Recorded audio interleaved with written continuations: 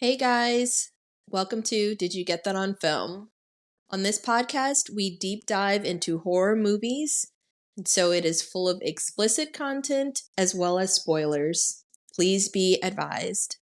Now, let's get to the show.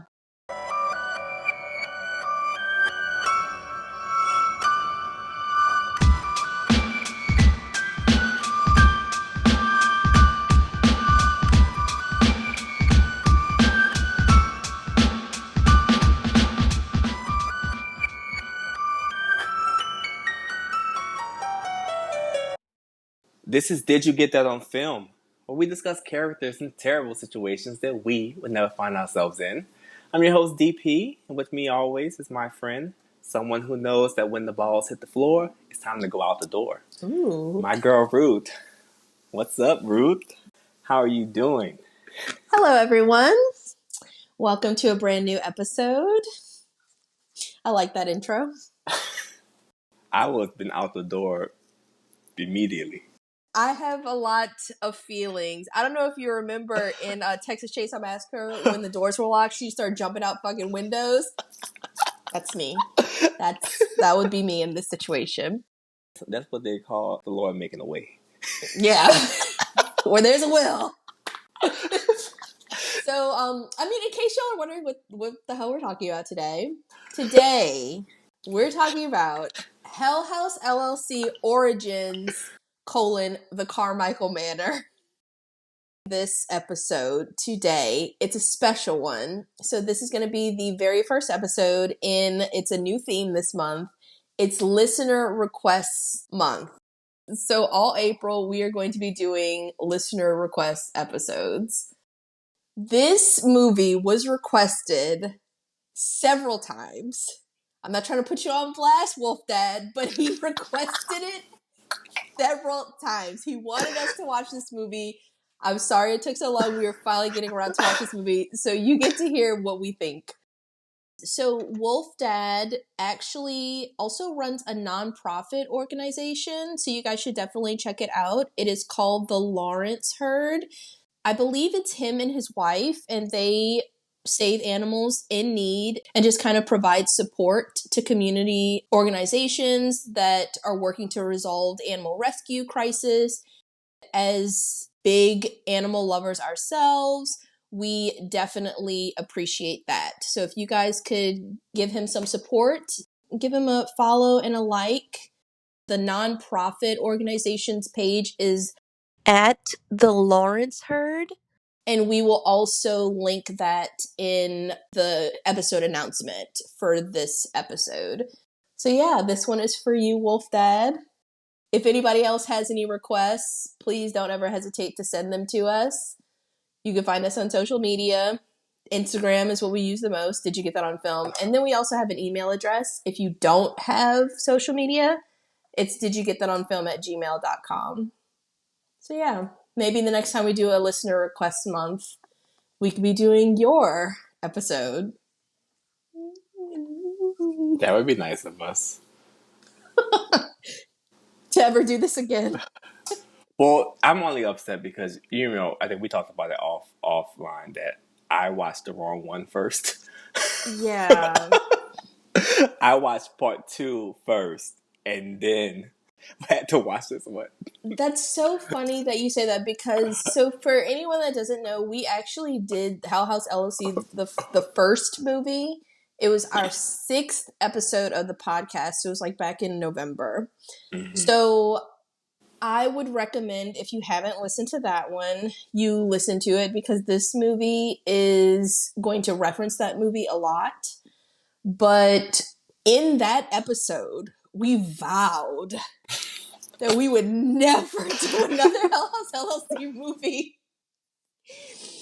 And talk about not standing on business, because here we are. First request. Okay, yeah, but definitely. That sounds like a plan. Oh, of course, we already have it on the list. But yeah, so we said we wouldn't do another one. So it was really never our intention to watch the second one. I mean, especially Dante, because I have a feeling that I probably liked the first one better than Dante. So the fact that he sat through the sequel, first, before getting to this one, Wolf Dad, you're lucky. when that message from you was no, that's not the movie, I was like, God damn it! I'm sorry. I wanted to find a clown in my closet. No, I'm sorry. So yeah, that was a little bit of a snafu. I gotta watch the third one now. I know, right? And I feel bad because I admittedly still have not watched 2 and 3. I read about them for the first podcast we did just so I could understand, but so just a little bit of information about this movie. So Hell House LLC Origins, the Carmichael Manor, it was released in 2023, so it just came out recently. It was, of course, written and directed by Stephen Cognetti, just like every other movie in this franchise. This movie acts as a prequel as well as a sequel. So the original movies, so there's Hell House LLC, there's 2 sequels. There's the second one, Hell House LLC, the Abaddon Hotel, which Dante watched. Oh my God. And then there's Hell House LLC, Lake of Fire. So we talked about it in the Hell House LLC episode, but those movies, part of our issue with Hell House LLC, because it's not that we didn't like it, I think we both gave it hits. Mm-hmm. Because at the end of the day, it was scary. Like, if you watch it with the lights off, Yes, it's pretty creepy. But it had a lot of shortcomings. I believe that is because Stephen Cognetti, he wrote those movies as one singular movie, just broken up into 3 parts. That's how he describes it. It's just one story broken into 3 parts. But because of that, the first movie, and I don't know, I didn't watch the second one, but I know we talked about it a lot with the first one. It's lacking in a lot of areas. It leaves a lot of the story left untold. And I know that you're probably thinking, well, like, yeah, that's what the sequel's for. But no, it's more than that. It's like it just, nothing about it feels like complete to me. It's like very important things are missing. And so it kind of just leaves you feeling like really lost. Like you just cannot connect with these characters because you cannot make sense of any of their decisions. you remember Halloween 5 and 6? Mm-hmm. How 5 has a lot of stuff that's just there, and you're just like, oh. And then 6 is, you have to watch 6 to make sense of 5. Right. But if you don't watch 6, if you tapped out at 5, Well, why I did that? right. So it's just kind of a lot. And so that's kind of where we were left because we didn't watch the sequels. And I know that you're probably thinking like, well, what kind of fucking podcasters are y'all? These podcasters. I cannot stress enough how little we wanted to go watch those sequels. I was tired at the end. I couldn't believe that in the last 10 minutes of that movie, everybody was just like, I feel like being a goddamn idiot. It just took away from so much of the movie, and it's like I just hate it. I hate their decision making. I did give the movie a hit. I do think the movie is scary. I'll watch it during like spooky month, and I will still get scared, watch with the lights off, but at the end of the day it's like it was a little frustrating. And then there are deleted scenes that would have added just the extra little bit of context that we needed, but then he took those out too. And so I just feel like, my God, like I shouldn't be forced. Like it's heavy-handed forcing you to watch the sequels to like really grasp a lot about the story. I know there's some people that wrote to us and they're like, they didn't feel that way. And I get it. I mean, I think that as a standalone, the movie is pretty good, but I feel like it's lacking. Will we feel that way about this movie? I don't know. Let's see. Let's see what we think of Hell House LLC Origins, the Carmichael Manor. It's a mouthful. Yes. Well, let's get into it. So Okay. The movie starts. So it's very much in typical Hell House LLC fashion. It starts with like some mock interviews because these movies are like mockumentary type movies. They're found footage films. Yes. It's that setup of you are watching people discuss footage that was found. You're watching interviews. It's like you're watching a documentary on the movie that we're watching. Right. Yes, that's exactly what it's like. A movie within a movie. Yeah, that's what it's like. And it's not a bad format. It's just sometimes I noticed in the first one, I didn't feel that the same way about it in this one. And we'll like get more into it. But in the first movie, just House LLC, I don't like to be aware when I'm watching a found footage film. I don't like to be aware of how crazy it is that you're holding the camera right now. Does that make sense? Like sometimes I'm like, you don't need to be worrying about the camera right now. You need to be heel to toe, getting the fuck out of here. The first movie made me feel that way a lot. There were times where they were like, "Wait, grab the camera," and I was like, "This is weird." I didn't feel that way about this movie as much. I didn't like get that feel that much, but it is a thing. It is pretty obvious that they're like, "Grab the camera, grab the camera."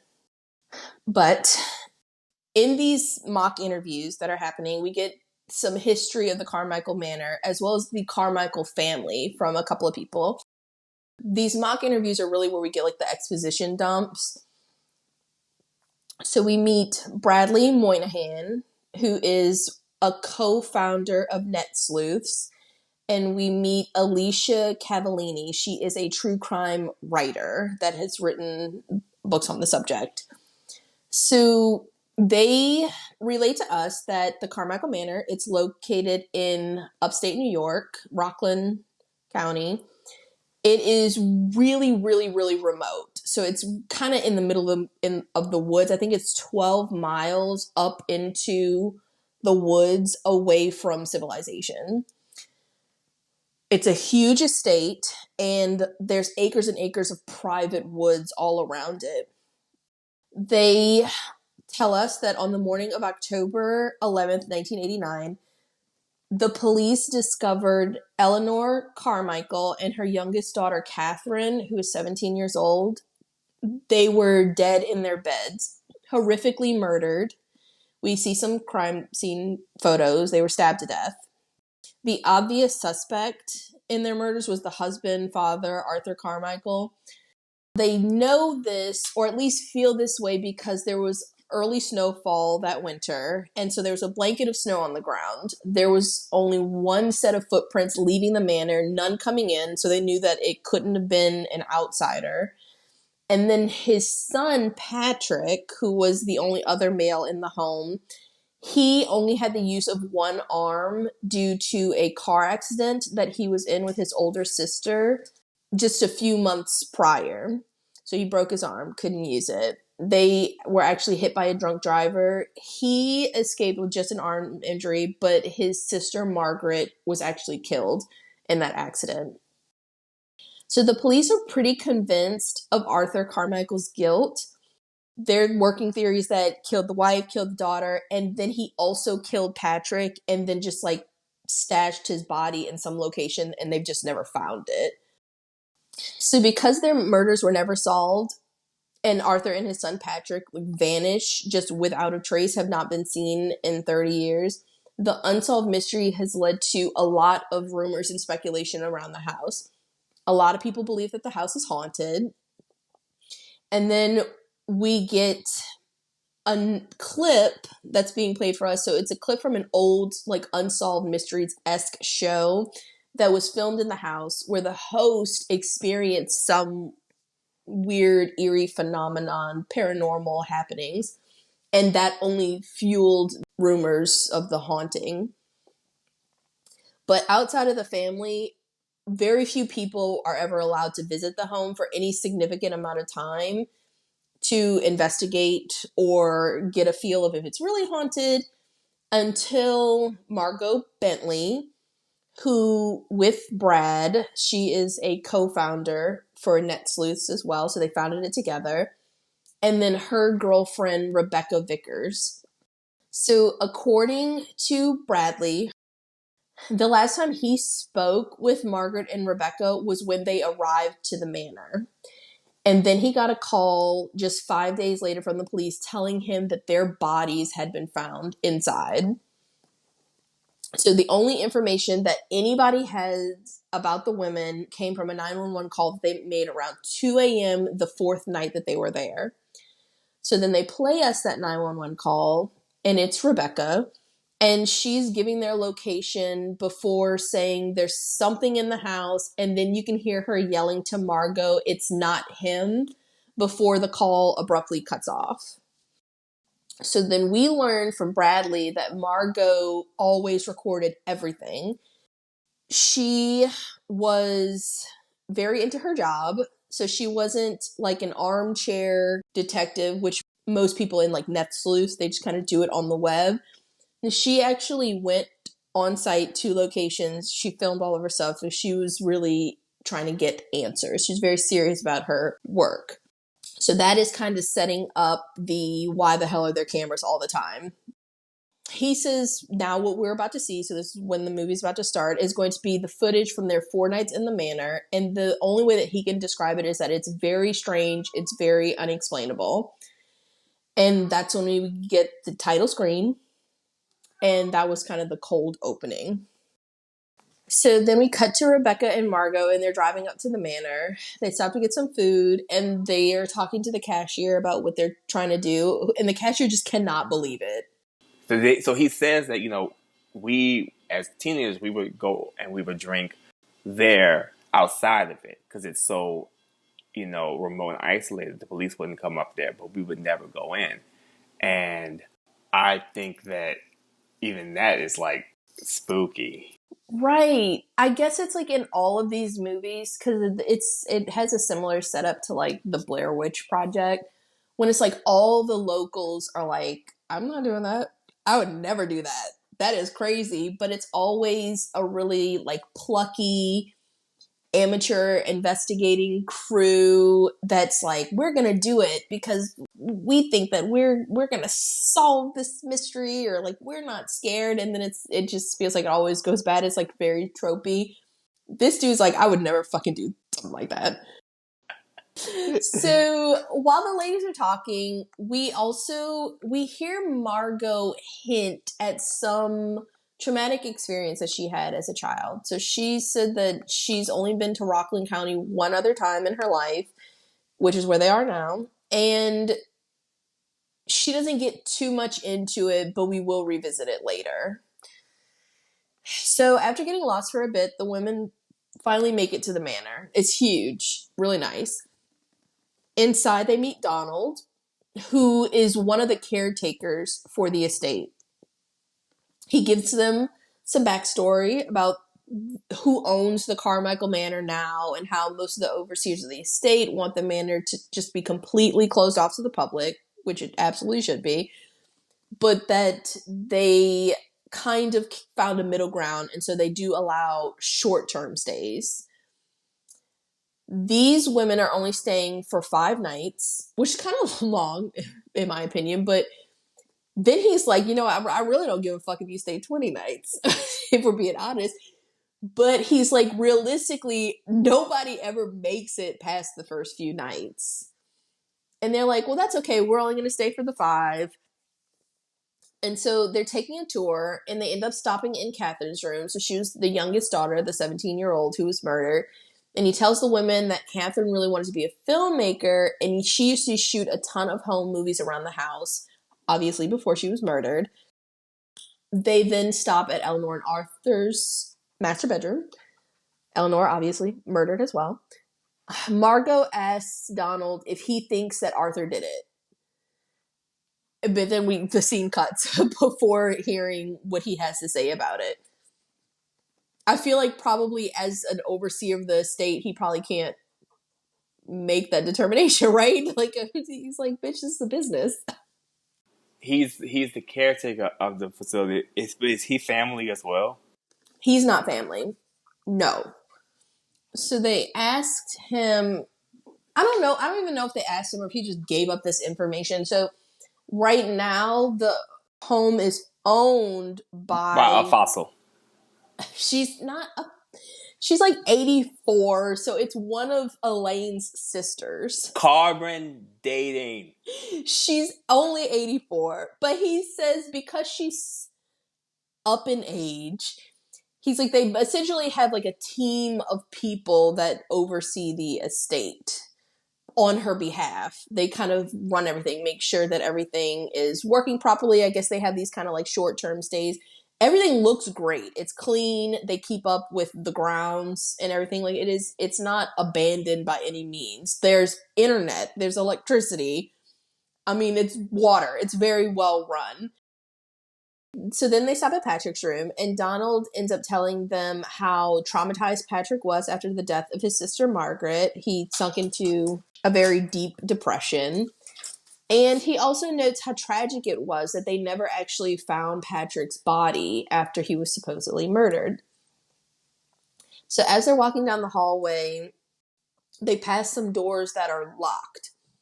Margot asks what's behind them, and Donald just says it's some old storage, but that he hasn't been in that room in years, and he doesn't even have the key for it. Let's keep fucking moving, basically. He's moving through that thing quick.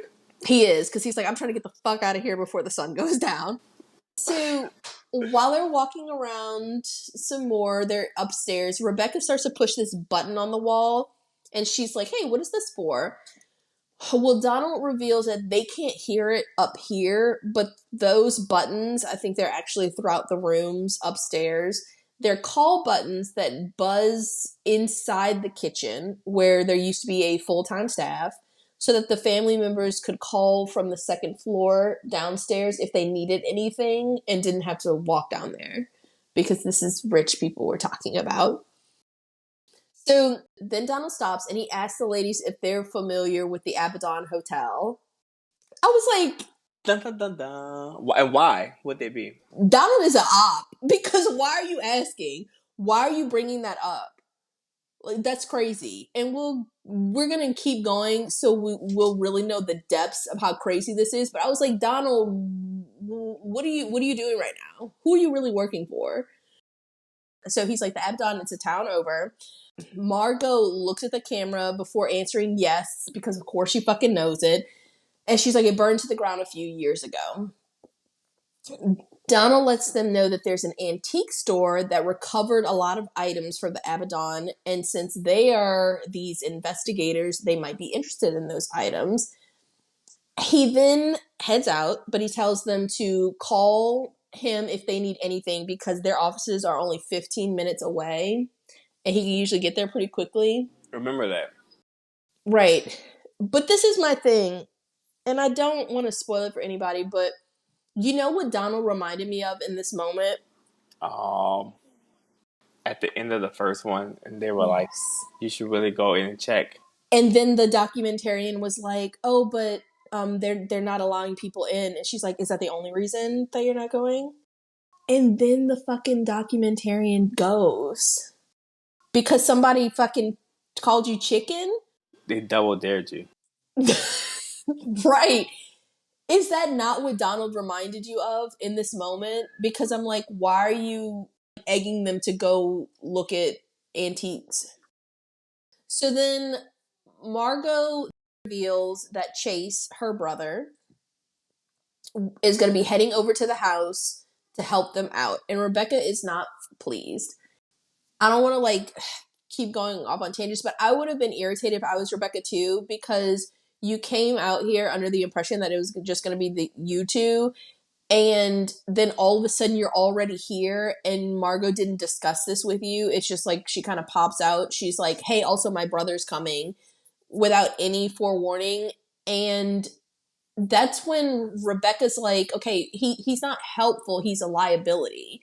She cuts the camera off, but that's because something's wrong with Chase. And we'll get to it more, like a little bit more as the movie goes on, but Chase has some mental health issues that seem pretty severe. So she really kind of just sprung that on Rebecca at the last minute that he's going to be there. And that was the first thing that kind of rubbed me the wrong way about Margot. So now when the camera comes back on, Margot has found a way to open that storage room that was locked earlier. Open sesame. I mean, basically, I don't know how she got it open. I'm thinking that it probably just opened on its own. I was like, it probably just like opened on its own because the house wants to fuck her around. But when she goes in, there's two life-size clown dummies standing in the room. Very creepy and really realistic looking. Rebecca is like, we should close this door and leave it alone for the rest of the stay, which would have been the smart thing to do. But that's when Chase arrives, so they don't really discuss it any further. So that's when we cut back to our interviewees. So true crime writer Alicia, she reveals that it was Margot's childhood experience at a county fair that really fueled her desire to work in true crime, that really pushed her to start Netsleuths. Work. We'll get to that. Hold that fucking thought. So she says that it really left a mark on her. We then cut to Netsleuth's co-founder, her friend Bradley, who reveals that when Margot was 10 years old, her parents took her and her brother Chase to a county fair, the Rockland County Fair that she was referring to earlier. Margot ended up getting separated from her parents, and she was almost abducted by a strange man. She was not able to identify him. She wasn't able to tell the police anything about him. And then several other children would ultimately go missing. And she's always felt very guilty about that.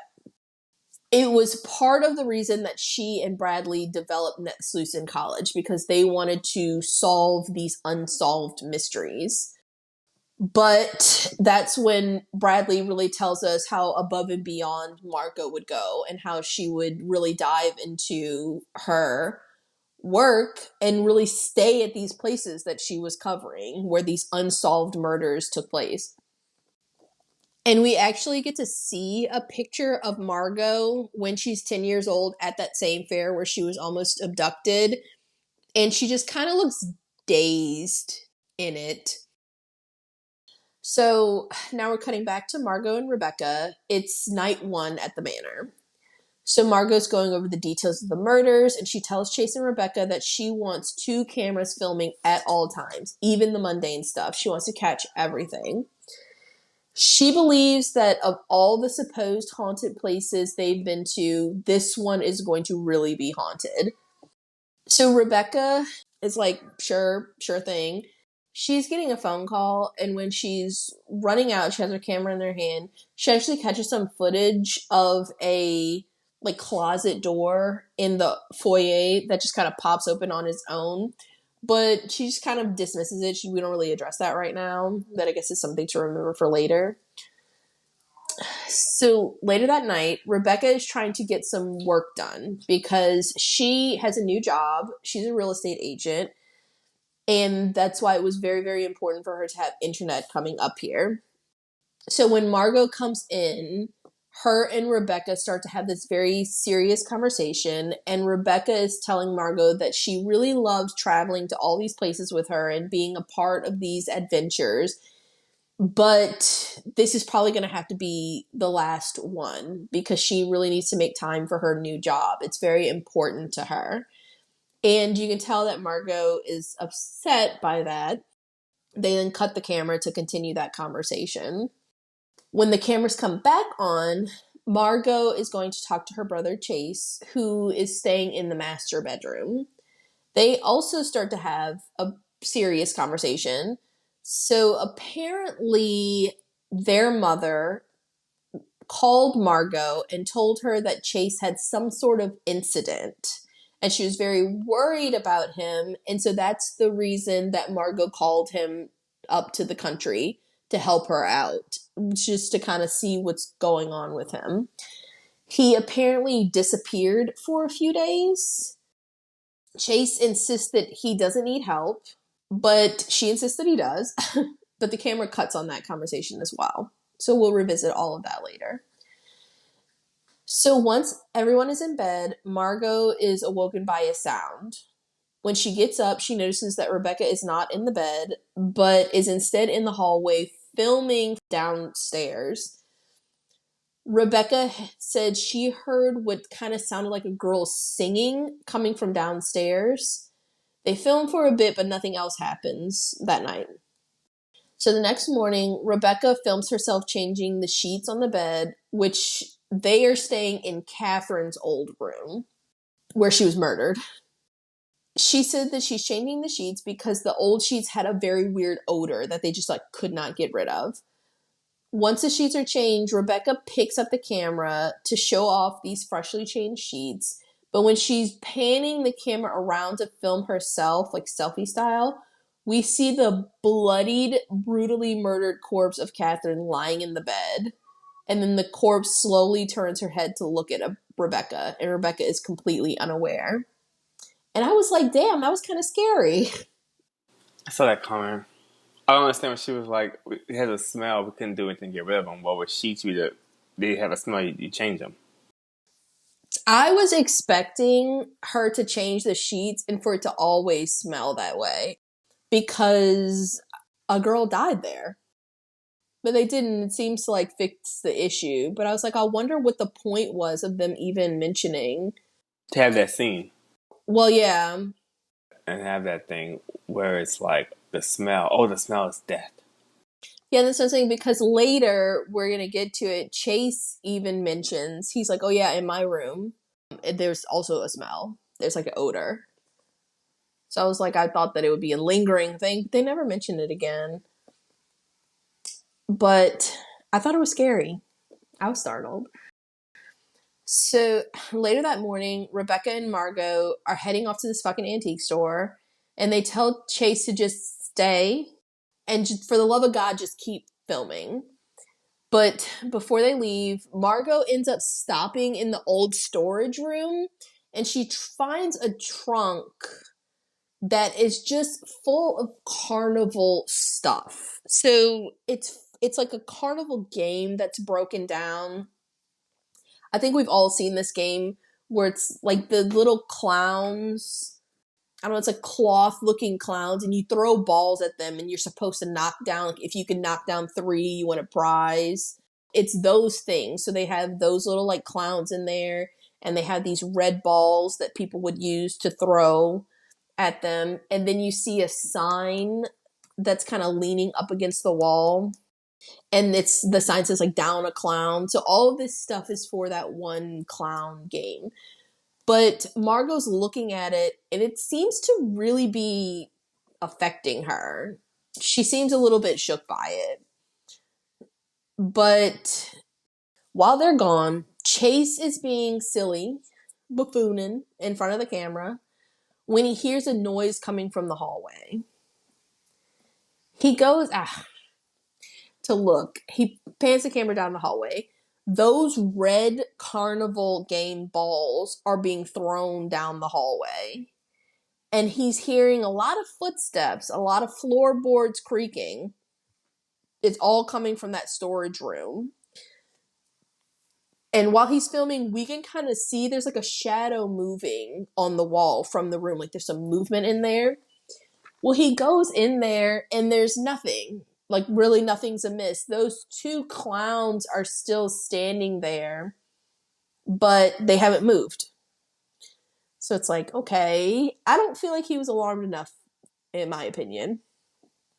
But we cut to the ladies. They've made it to the antique store, and they find an entire section of Abaddon Hotel artifacts that were taken, looted, before it burned down. It's burned down since the events of that first movie. So when the ladies get near any of the Abaddon stuff, the camera starts to get very staticky, very glitchy. That's when Rebecca sees a grandfather clock, which we did see in the first movie. Not only did we see it, but there was actually a few scares that the first crew in the first movie experienced, because that grandfather clock would kind of just go off sometimes, and every time it did, something bad was happening. It's that same clock. So she knows from working in real estate, she's seen it in other houses. This clock has secret compartments. So she's going through the clock and they end up finding some old film, a necklace, and some letters hidden inside. And they steal it all. Was that appropriate?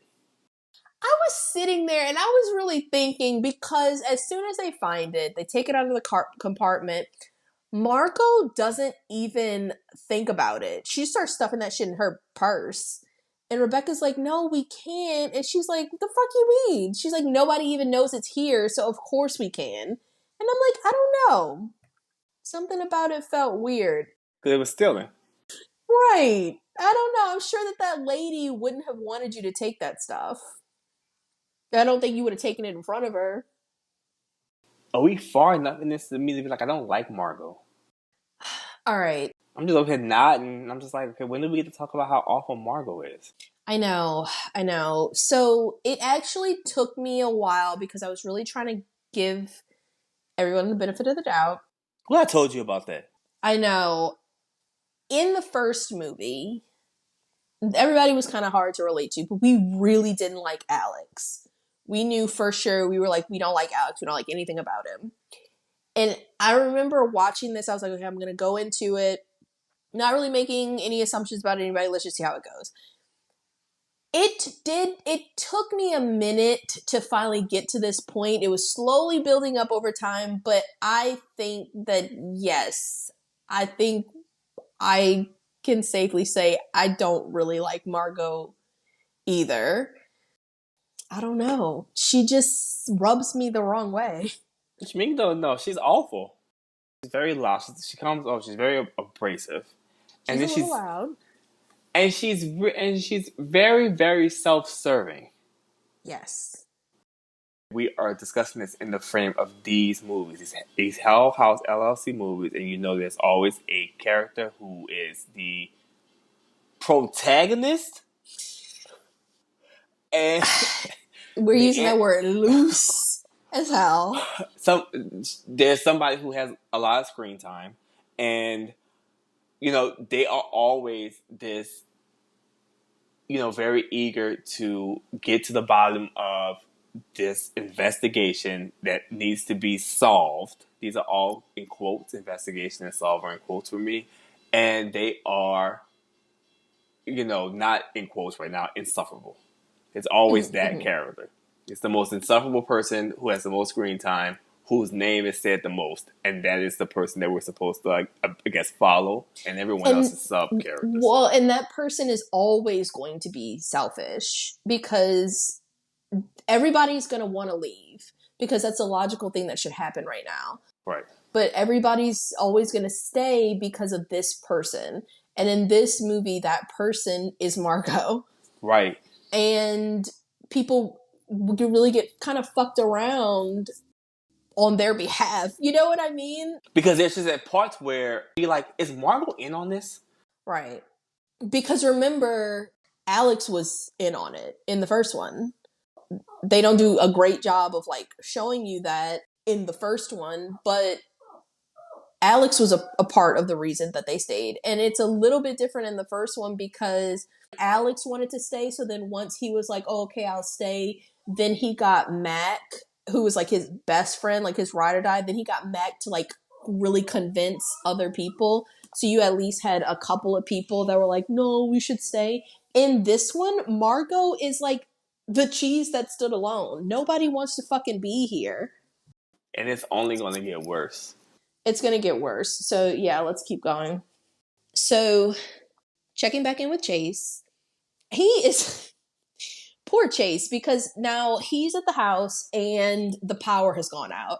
I would have gotten in a little ball outside on the porch. I would have went outside. I would have gone outside. I would not stay in this manor with the fucking power out. It's pitch black in here. So, of course, he has the camera, because the camera has a light on it when that kind of stuff happens. So he is checking to see if the women are back because he hears some girlish laughter coming from behind him. When he turns around, he can actually see a lady's hand gripping a pillar in the middle of the living room, right in front of him. I would have shit on myself, but then immediately after, I would have left the fucking house. He's like, who's there? Bitch. And I just thought to myself, you might as well come over here and just investigate this Investigate a stupid strange ass noise or something. You idiot. You magoo. Okay, he was asking who it is. I was like, Chase. I was like, now, boy, I'm trying to stick with you here. But what you're doing is really fucking stupid because obviously this person is not answering them. But I'm like, regardless of if they did or not, they're not supposed to be here right now. Like, what the fuck are we talking about?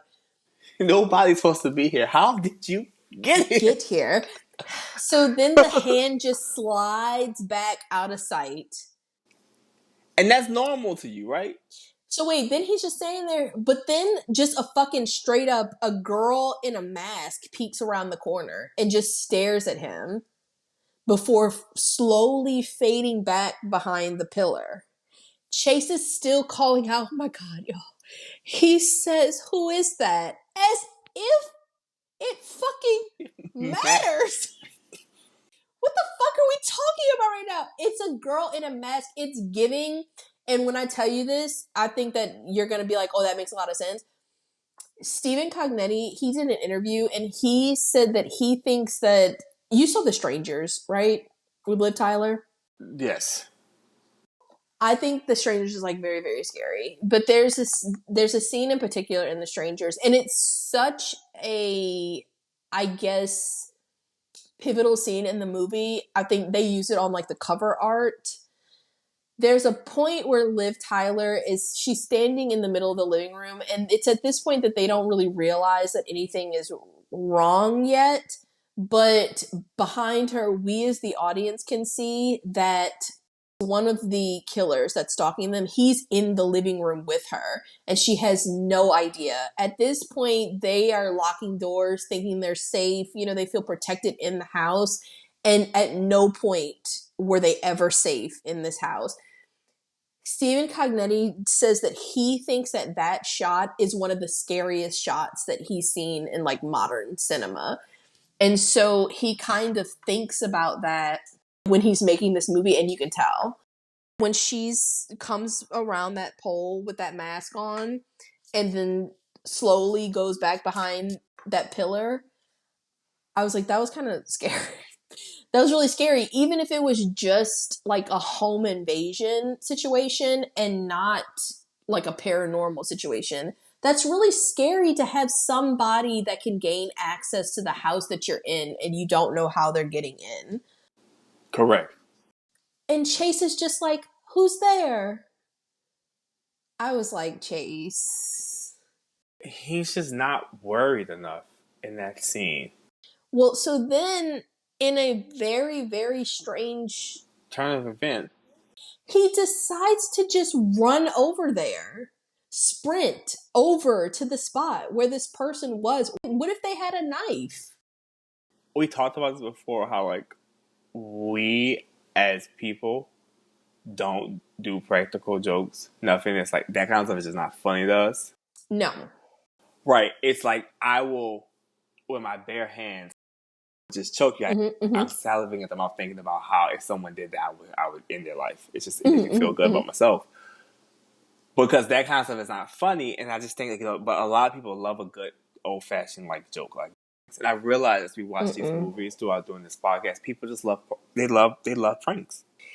But we don't even get any established scenes that like, oh, Margot is like a prankster or anything like that. Well, he charges over there.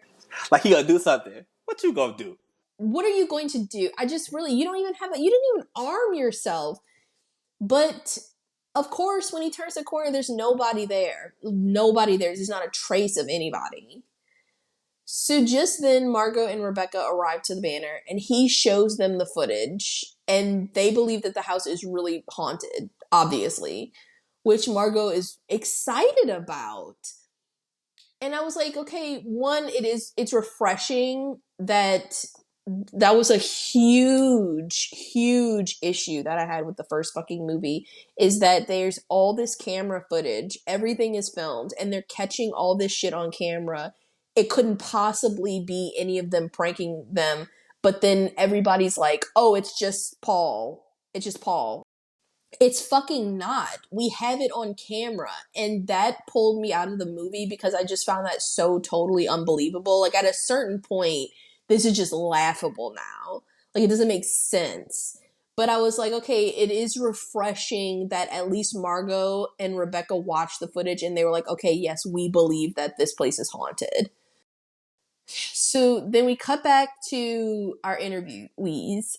So we have Brad, and he's saying that he believes that Margot ultimately has some ulterior motive for going to the Carmichael Manor. Like, she's looking for something more than just the answers to this murder mystery. So that's something to keep in mind. So then interviewee Alicia says that the footage the two women found in the Abaddon hotel clock was really game-changing. And it took someone 30 years to find it because they just did not know about this secret compartment. Now, Bradley has watched that footage. He says that he was expecting to see something about the Abaddon on that footage, but instead it was the Carmichaels. So then we get some on-screen text telling us that the following footage was received by Bradley from Margot. She sent it in the mail before she died. So they must have pulled it out of that clock, and then she immediately sent it back to Bradley while they were in town so that he can get it developed and everything, because I'm assuming she had no way to play it where she was. He didn't actually get a chance to watch it until days after her death. So now we are seeing that footage. So we're seeing some of the footage now, and we're going to see some of the footage kind of dispersed throughout the film. But this is footage that Catherine, who, remember, Donald said that she was trying to be a filmmaker. She would shoot a lot of footage around her house. This is that footage. So it starts in June 1989, and we see Catherine. And she's walking down the same hallway where Chase just saw that ghost appear from behind that pillar.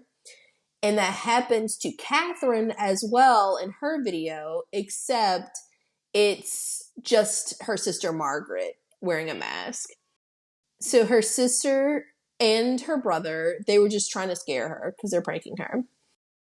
That's when they are leaving the house. So Patrick is driving Margaret to play rehearsal in New York City.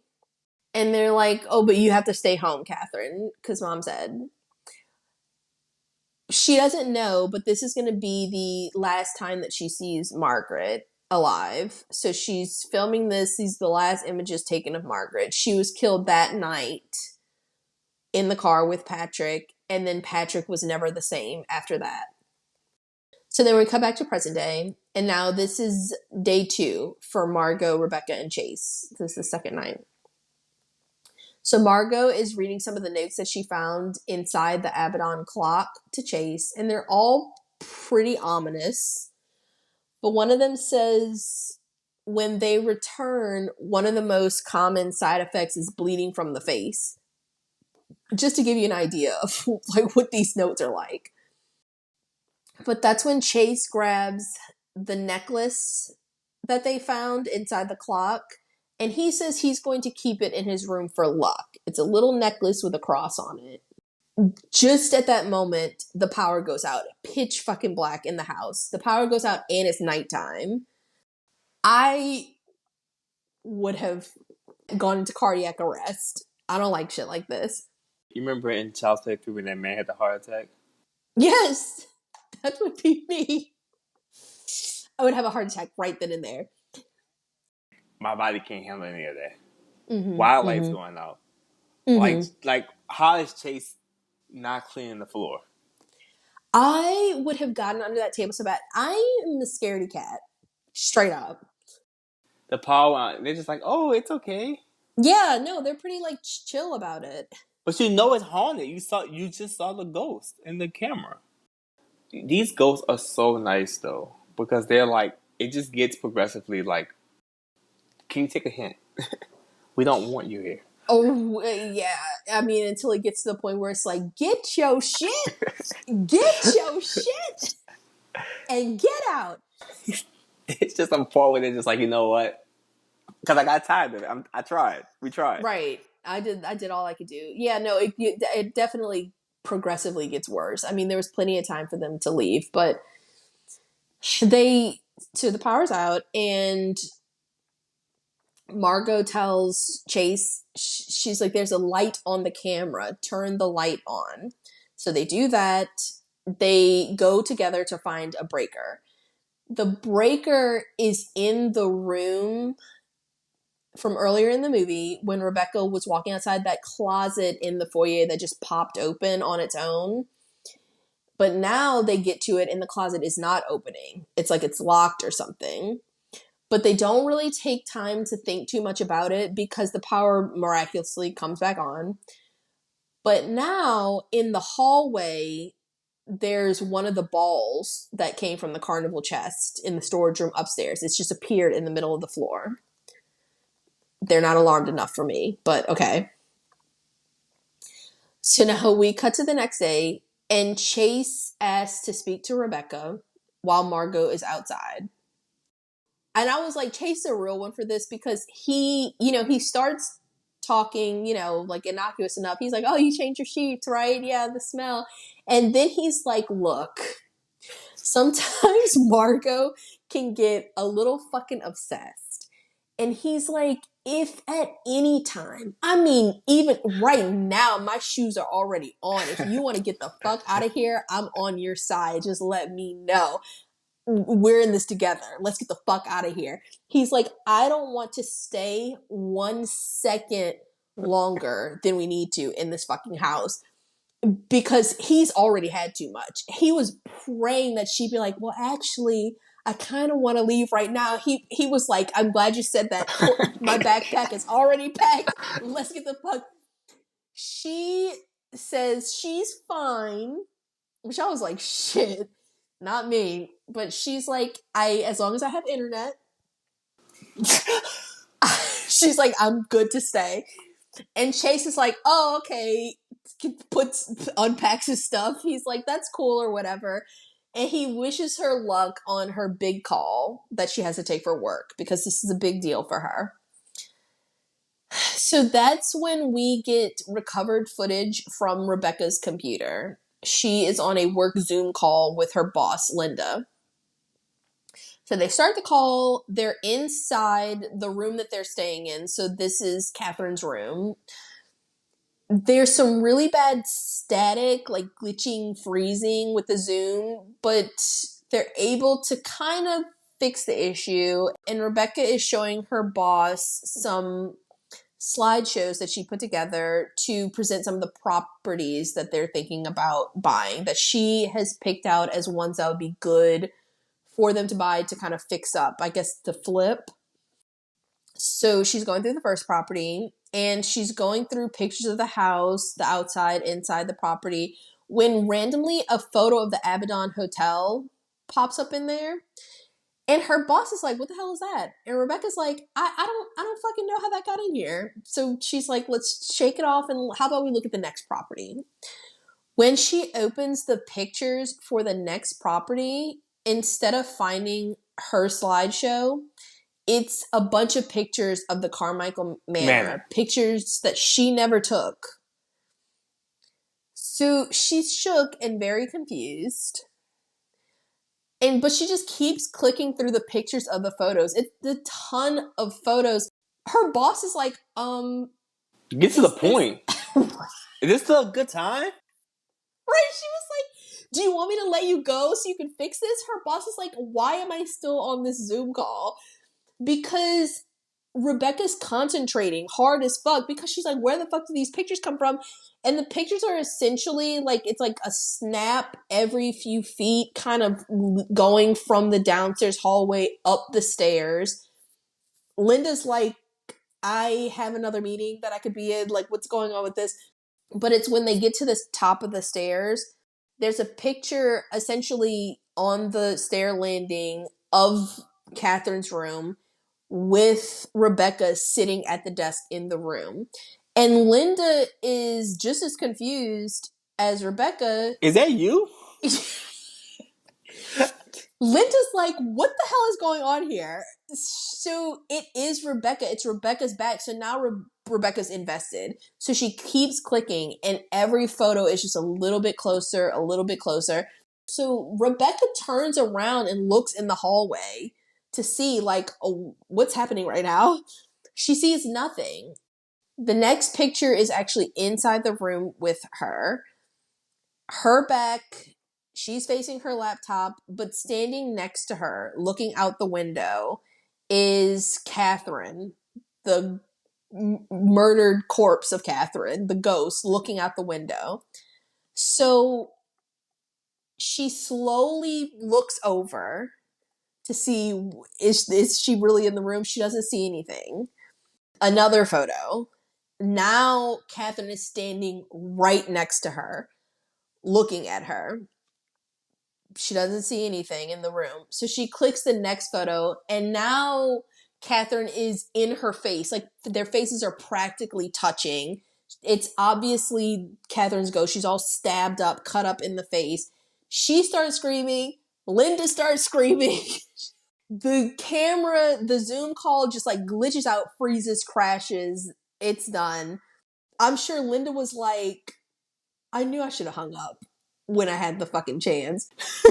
If I was Rebecca, I don't know if I would have kept clicking through the photos with my boss on the Zoom call, because I was like, I feel like something, like, what if it was something nasty?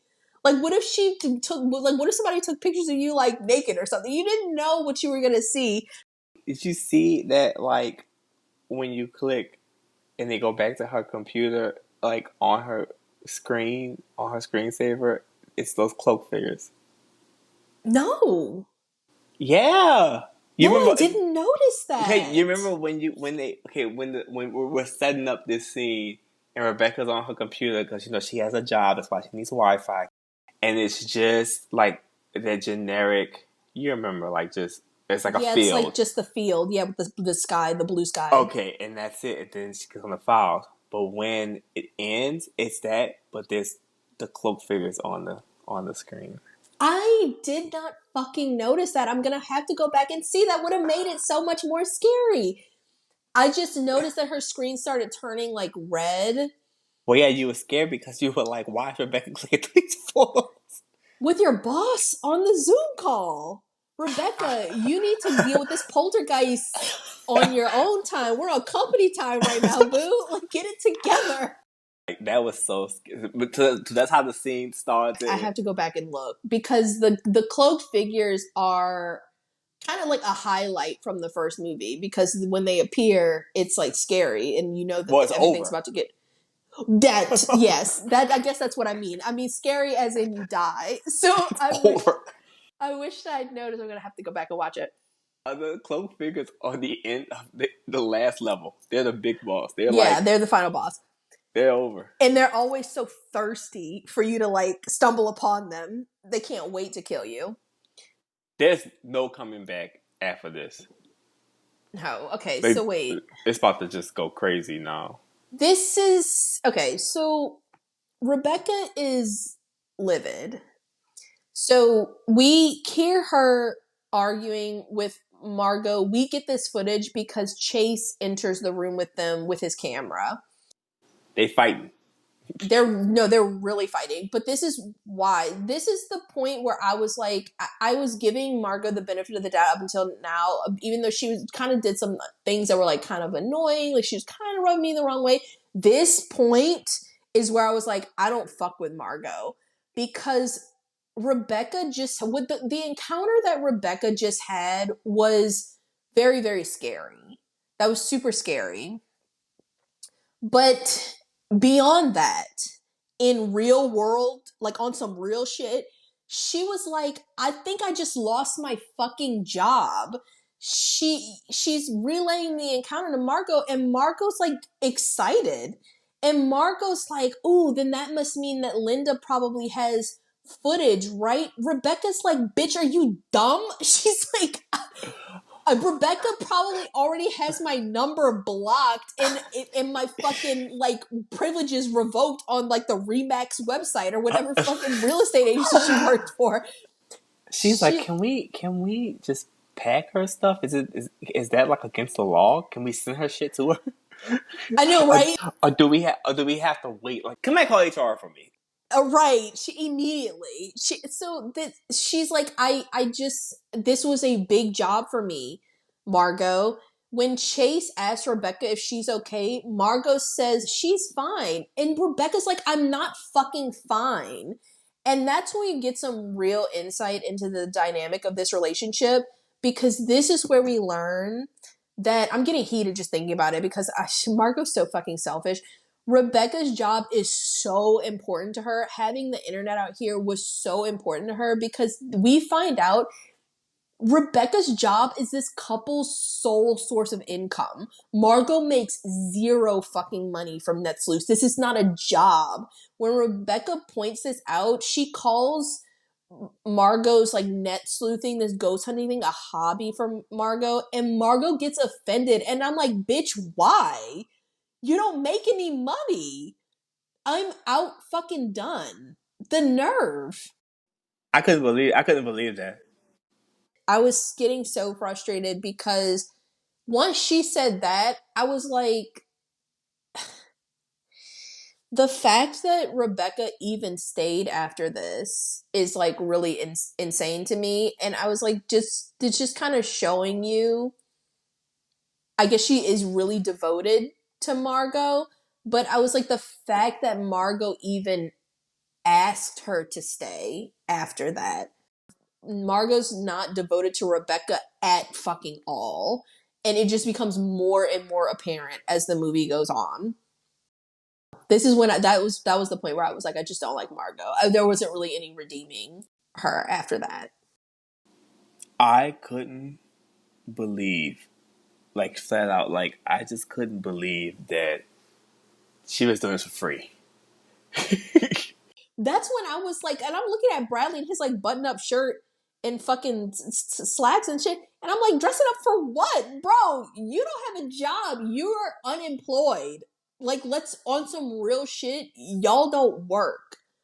And you're sitting up here talking about like y'all are co-founders of this thing. This whole trip is being funded by Rebecca. And they made a joke when they stopped to get food. Margot was like, thanks for paying. And Rebecca kind of gave her a little look. We don't know the depth of that until this very moment when we found out that like Rebecca is what's keeping this couple afloat, essentially. I would have left her. The fact, okay, it's not just the fact, because there are a lot of couples where one works and one doesn't. That's very, very common. That's not the issue so much as like, if that's what y'all have an agreement on, if that's what y'all have worked out, if Rebecca is happy doing it, that's fine. But it's the fact that you're so cavalier when Chase asks her like, your brother, who's not related to Rebecca in any way, they have no real relationship besides you, he even sympathized and asked her if she was okay. And you had the nerve to just be like, yeah, she's fine. When she just lost your sole source of income, but you have your fucking head in the clouds, so you're not thinking. Rebecca was like, this is the only way that we're able to pay our bills. So you just don't give a fuck at all. Like, you don't give a fuck about yourself. Okay, but now what? Rebecca can't pay her rent because you just watched her lose her job, and then you have the nerve to ask her if she could reach out to her boss to get the footage for you for this fucking hobby. I was like, girl. Are you done? My chest is tight. I was heated. I did not like that. Marco's annoying. That's why I asked you earlier. I was like, at points there was like, I was like, is Margot in on this? Is Margot dead? Because I feel like you would have to be in on it to be this fucking selfish.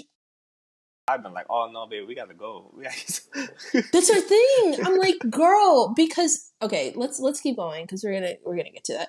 So that's when Rebecca starts to do the only reasonable fucking thing in this situation, is she starts packing her shit. So Margot tries to pull that like, what do you think you're doing type thing, and Rebecca's like, ciao, I'm getting the fuck out of here immediately. And she was like, it's not even up for debate, because I was like, she's like, it's not even, I was like, I'm in the fucking situation. You've really grown with these characters. I really have. Rebecca's like, it's not really even up for debate, because she's like, Chase thinks we should leave too. And so she points to Chase, and Chase is like, yup, I sure fucking do. So now Margot is pissed. And she asks Chase to turn the camera off and give her and Rebecca time to talk. This scene reminded me of that scene in the first one. I don't know if you remember. There's a point where Tony reaches, because he's seen with his own eyes that all this shit is fucked up, and so he's like, I'm leaving. He's like, I don't give a fuck, I'm getting the fuck out of here.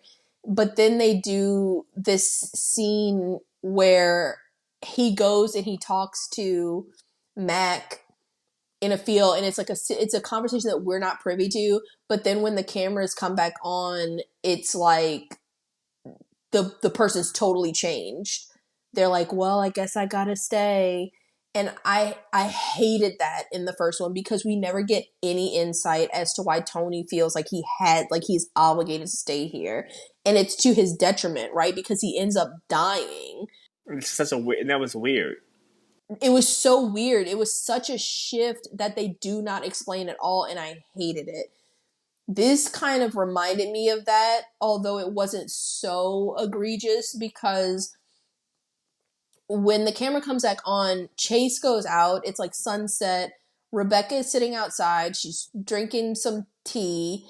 And apparently Margot has convinced her to stay one more night, and they'll leave in the morning.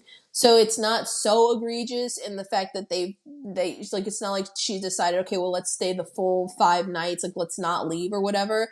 But I was like, she was so ready. Like, she was so packed. Like, it's like, she's not standing on business enough for me, because what is the difference? It can only be bad, right? Thus far, only bad has come. Like, it seems like it gets worse at night. What's the reason to stay one more night? And she fucking does. And Chase is like, well, do you still have a job? And apparently the internet has not worked since her presentation, so she doesn't even know if she has a job or not. Realistically, she should have left immediately, gone to town where there's internet and no poltergeist, and called her boss. But she doesn't do that. She just lets it ride. And I'm like, nobody's using their fucking thinking caps. They left him. Clearly. I just don't understand at this point, and this is where I was getting frustrated with it, because okay, so now you have seen Ghost. 2 people have seen. We all seen Ghost, and there's no like point. The internet's off, so even at that point, wouldn't you have to call the groundskeeper to say like, "Hey, the internet's off"? Well, this is my thing, because they don't make it clear when this happens, but at a certain point, they also lose cell reception. They don't make it clear when, but there's a point where they can't even make phone calls. At this point, I would have. Okay, so think back to Scream. No matter what, Casey's always making moves that were like, okay, she is trying to live. And even in the second one with Maureen, Jada, she is trying to get away. You know, it's a foregone conclusion, especially with the second one, because you know that the formula is the first person you see in the movie is going to die in this opening scene. But they are always doing things to prolong like their life. They're fighting to live. And why didn't anybody turn the car on? Go try to start the car, because even if they would have went at this point and the car didn't start, all right, cool. We're stuck. If we started to walk and we couldn't because we got confused. It just seems like at this point now the movie is just having a movie. We have to stay one more night, and it just doesn't make any sense. Like at that point, it was too much paranormal activity to justify not trying to leave. I agree. It's like Margot doesn't want to leave. So she's not making any effort. Period. But neither are they. That was scary. That, like, they're taking pictures of me, in real time. In real time.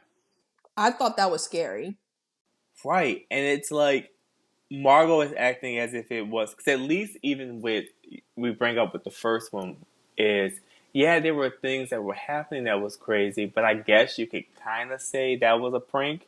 Yes, I understand what you're saying. They did count a lot of stuff as pranks in the first one, but that went a little too far, in my opinion. This was not a prank. This is different though. No, This hell is no. the go straight up being like, you have to get out of here. We want you to Yes. leave. Why are you still here?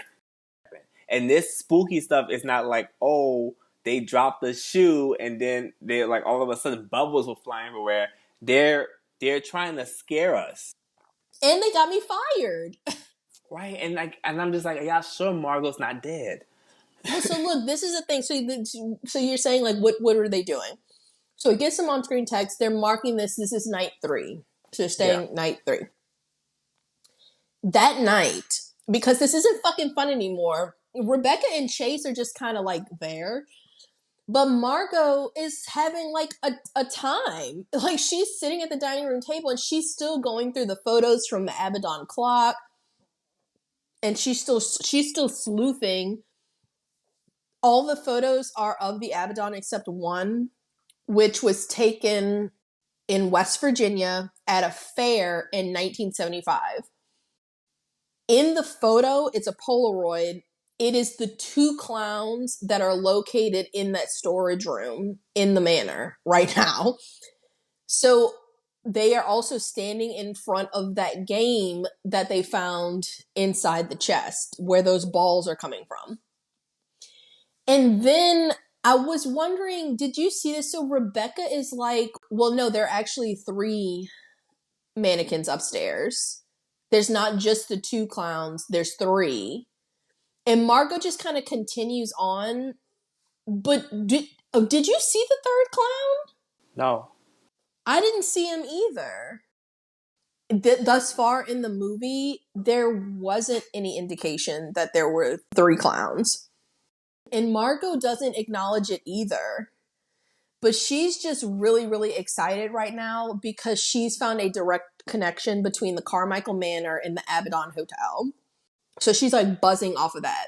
But this is only making Rebecca even more worried. So Rebecca's like, actually, on second thought, maybe we should leave tonight.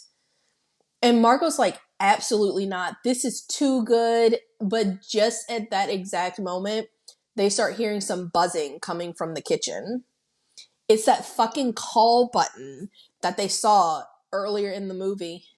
It's coming from the 2nd floor because we know that those buttons are located on the 2nd floor to call down to the kitchen. Rebecca, her fear was so palpable in this moment. I thought that Rebecca did a really good job at showing how scared she was. She was like frozen because I was like, I know that I probably would have reacted the exact same way. I would have been like, this cannot be happening right now. She is sitting there just like staring at the kitchen like, what the fuck? We gotta get out of here. We have to get out. She's like, I want to leave like now. So Chase decides to go to the kitchen because he's going to check the little switchboard to see exactly which room the buzzing is coming from. So when he goes, he checks and it says it's coming from Patrick's room. So he and Margot decide to go investigate. And they tell Rebecca to just stay there and use the camera. And I was like, So y'all splitting up. Y'all just doing all kind of stuff. why? What's the reason other than movies are gonna movie? So Chase and Margot get upstairs and there's lights on in Patrick's room, which should not be the case because at this point, nobody's staying in Patrick's room. Nobody's been in Patrick's room. There shouldn't be any reason for the lights to be on. When they enter the room, as soon as they round the corner, oh my God, one of the clown mannequins is standing in the middle of the room and he looks like he is staring at them. And even when the clowns were in the storage room, like the first time we saw them, I was like, these clowns look so fucking realistic. You can see like the texture on the skin. The way he's standing there, like looking at them, my heart was pounding so fast. I was like, I know this clown's about to move. I know he's about to fucking move. So they're kind of like scared too. They're like, what is it real? Like he's looking at us. And Margot's like, just touch it, touch it. So Chase reaches out his hand, he touches it. It is just a mannequin. And they're like, whew, thank God for that. But downstairs, Rebecca is calling up to them when she hears the sound of like a key turning and unlocking a door and a door creaking open. So she calls out and then goes to investigate. And I was like, Rebecca, girl. don't do that. For the only person in the movie that's supposed to have any type of sense, what you're doing right now doesn't make any fucking sense. Why? Why are you going to investigate alone? You know that it's not going to be anything good. It's never a pizza. No. So when she goes to investigate, she sees that it's that hall door in the foyer that they tried to open when the power went out, but it was locked. Now it's unlocked and it's open. So it's pitch black dark. Rebecca's kind of trying to look inside. She's calling out when one of the red carnival balls rolls out from the closet to her feet. Dante. I would have been fucking gone. I would have been gone. That ghost would have been like, wait, where'd she go? I would have been a ghost myself. No, Rebecca doesn't do that. She ends up moving closer to the closet to see what's inside. And I was like, girl, you should have gotten eaten right here and now. Pennywise would have been chomp chomp. He wouldn't even broke a sweat. So she's like in the closet now. She turns on the light. She turns and she looks over. It's that second clown mannequin. Now, he's standing in the closet looking like straight ahead, like towards the other closet wall. But she sees him. She freaks out. She screams out. They come investigate. When they go in the closet, so when Chase runs to the closet, the clown is now turned, like facing out, looking right at Chase. But they're not like alarmed enough because I guess they're like, the same thing happened in the first one. They're like, oh, well, it's just a dummy. But how did it get downstairs? Exactly. Dante, yes. But how did it get downstairs, y'all? When did it get downstairs? Oh, yeah. Y'all been sitting here. So Rebecca is very, very much ready to leave. It's not enough because I've been gone. Not enough because I would have been in the car. Because even at that point, if you would have just ran outside and tried to turn the car on and then turn on, you would have been just like, okay, we stuck. You know what I'm saying? Yes, I do know what you're saying, and you would have found that out now so that in the morning, immediately at first light, y'all could have made some moves. I'm just asking for a little, like, realism. This is why they're stuck here. Mm-hmm. We're stuck here because we tried, the car won't start. And you could do all the stuff that happens in one night because now you're stuck. Right. But for them to be night after night. It's like the same thing that happened in the first one where it's like Margot's like, well, no, wait. And they do until it's like too late. I don't even know people like that. Oh, no. No, I wouldn't have been there in the first place. But We're cutting to Chase and Margot, and they're sitting and they are having a heart-to-heart. And Chase is explaining to Margot exactly what happened to make their mom worried enough to call her. So he explains that he came across a little girl who said that she and her mom were staying at this hotel, which we can only assume is the Abaddon Hotel. But she said that she'd lost her mom and she needed help finding her. And he really wanted to help the little girl. And he kept trying to, but it turns out that the little girl was not real at all. He figured that it was just inside of his head, which is not so shocking to Margot because, like I said, Chase has mental health issues. So Margot is telling him that it's okay, you know, we just have to like get you back on the medicine. And he's like, I'm taking the medicine. This shouldn't be happening. So he says to her that the last thing that the little girl said was go with Margot. And the next day, Margot called him to come up to the country with her.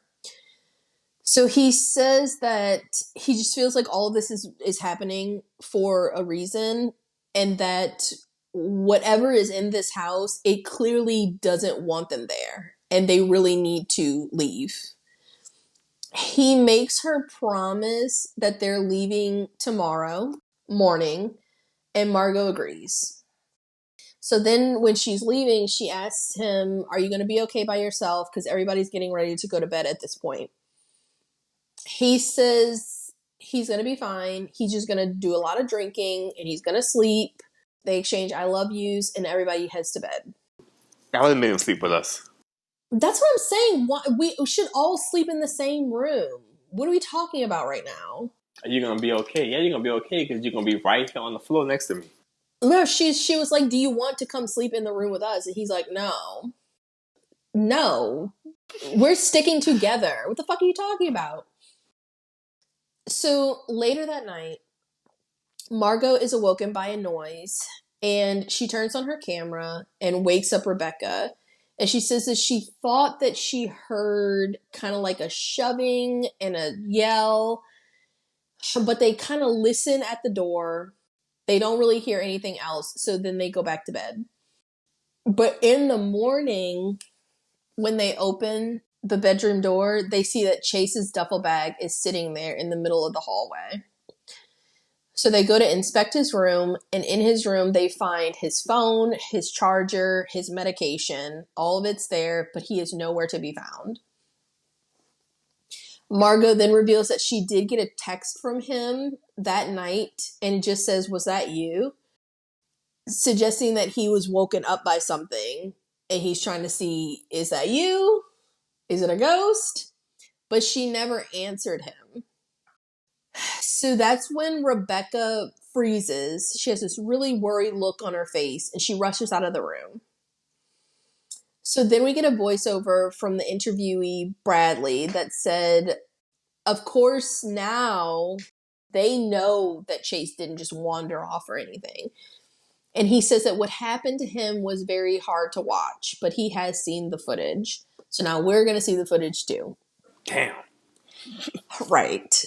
So we get some on-screen text, and it says that this is Chase's last recording. So we see Chase in his room, and he's drinking, as promised, talking to the camera, and he's clearly stressed when there is a knock on his door. He gets up, he opens it, there's nobody there. So he walks out, and you could tell that he kind of walks down to Margot's room, and you can hear him calling her name, but she doesn't answer. So that's when we see him texting her. So that's that, was that you text? When she doesn't respond, he turns the camera off and he goes to bed. Later, he turns the camera on again, and he tells us that someone keeps knocking on his door. But when he answers it, there's nobody there. Nope. Well, we then actually get to hear the knocking again. When he doesn't answer it, the knocking gets a little bit louder. So he then takes the camera over to the door, unlocks it, opens it. He walks out into the hall. There's nobody there. So he goes back into his room, locks it again.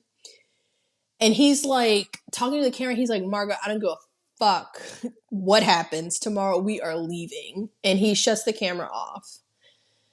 Some time passes, the camera comes back on. But this time it comes back on and it's still dark in the room.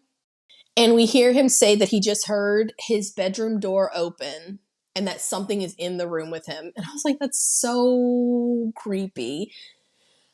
Because it's dark, but we as the audience really can kind of see that like the bedroom door is open. So that's when he turns on the lamp next to his bed. And we can't see what he sees immediately, but it clearly really, really scares him.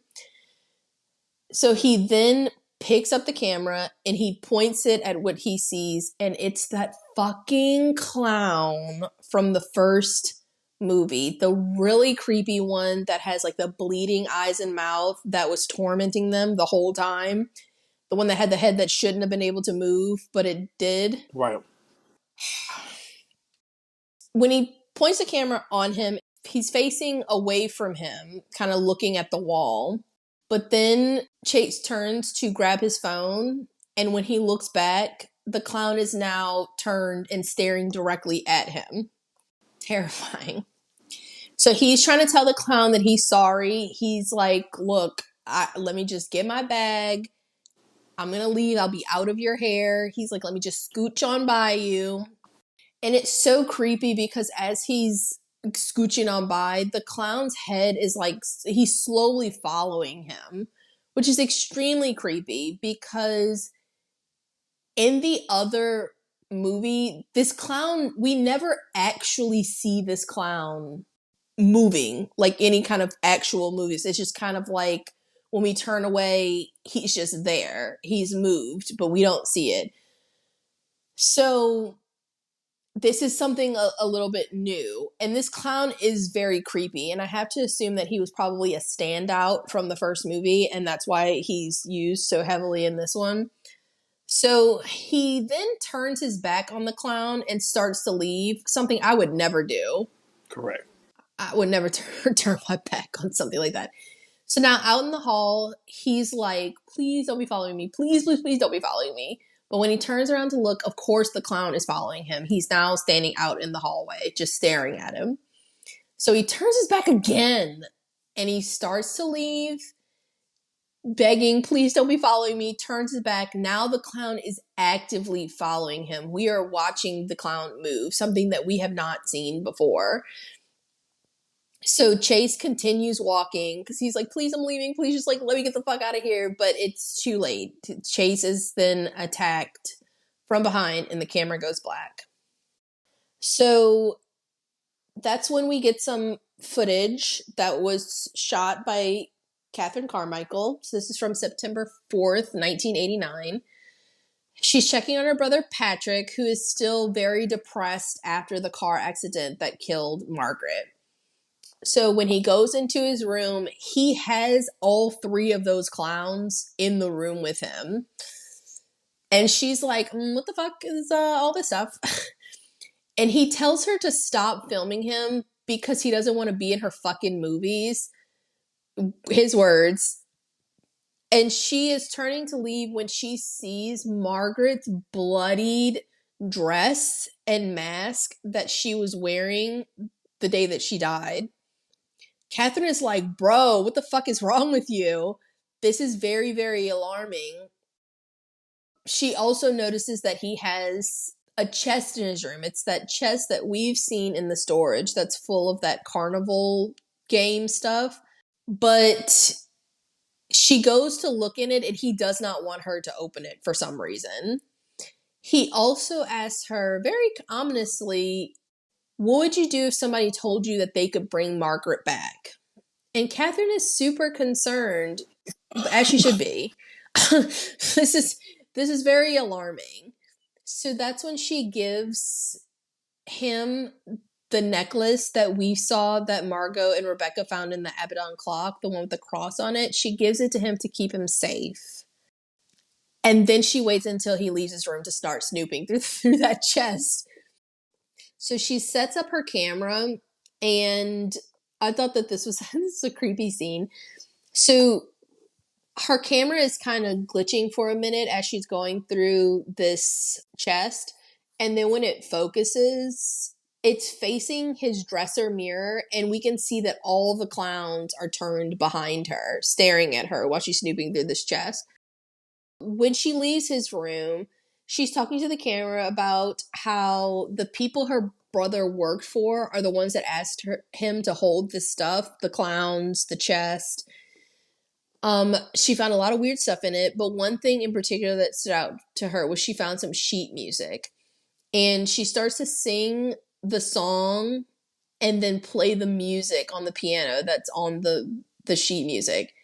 And it is the exact same song that Paul was playing in the first movie, the sheet music that was set up in the Abaddon Hotel, the one that they kept hearing all throughout the haunting. Yeah. So the words to the song are very ominous too. It's just all very weird. And she's like, who the fuck are you working for, Patrick?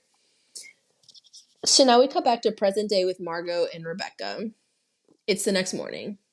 Rebecca is dressed, coat on, shoes on, bag in hand, ready to get the fuck. But Margot doesn't want to leave without Chase. Rebecca's like, get a fucking grip. And a clue. You idiot. There is not going to be a return, you stupid slut. Chase didn't just like go for a hike and not tell us, you bitch. She's like, I'm so sorry that I had to be the one to fucking tell you. Well, obviously. You idiot. Something happened to him. We need to get the fuck out of here before something happens to us too. Margot is convinced. Annoying. Well, yes. She believes that her brother has had another episode and he's just going to show back up. And I put in my notes, does she really think that? I put in my notes, is she dead?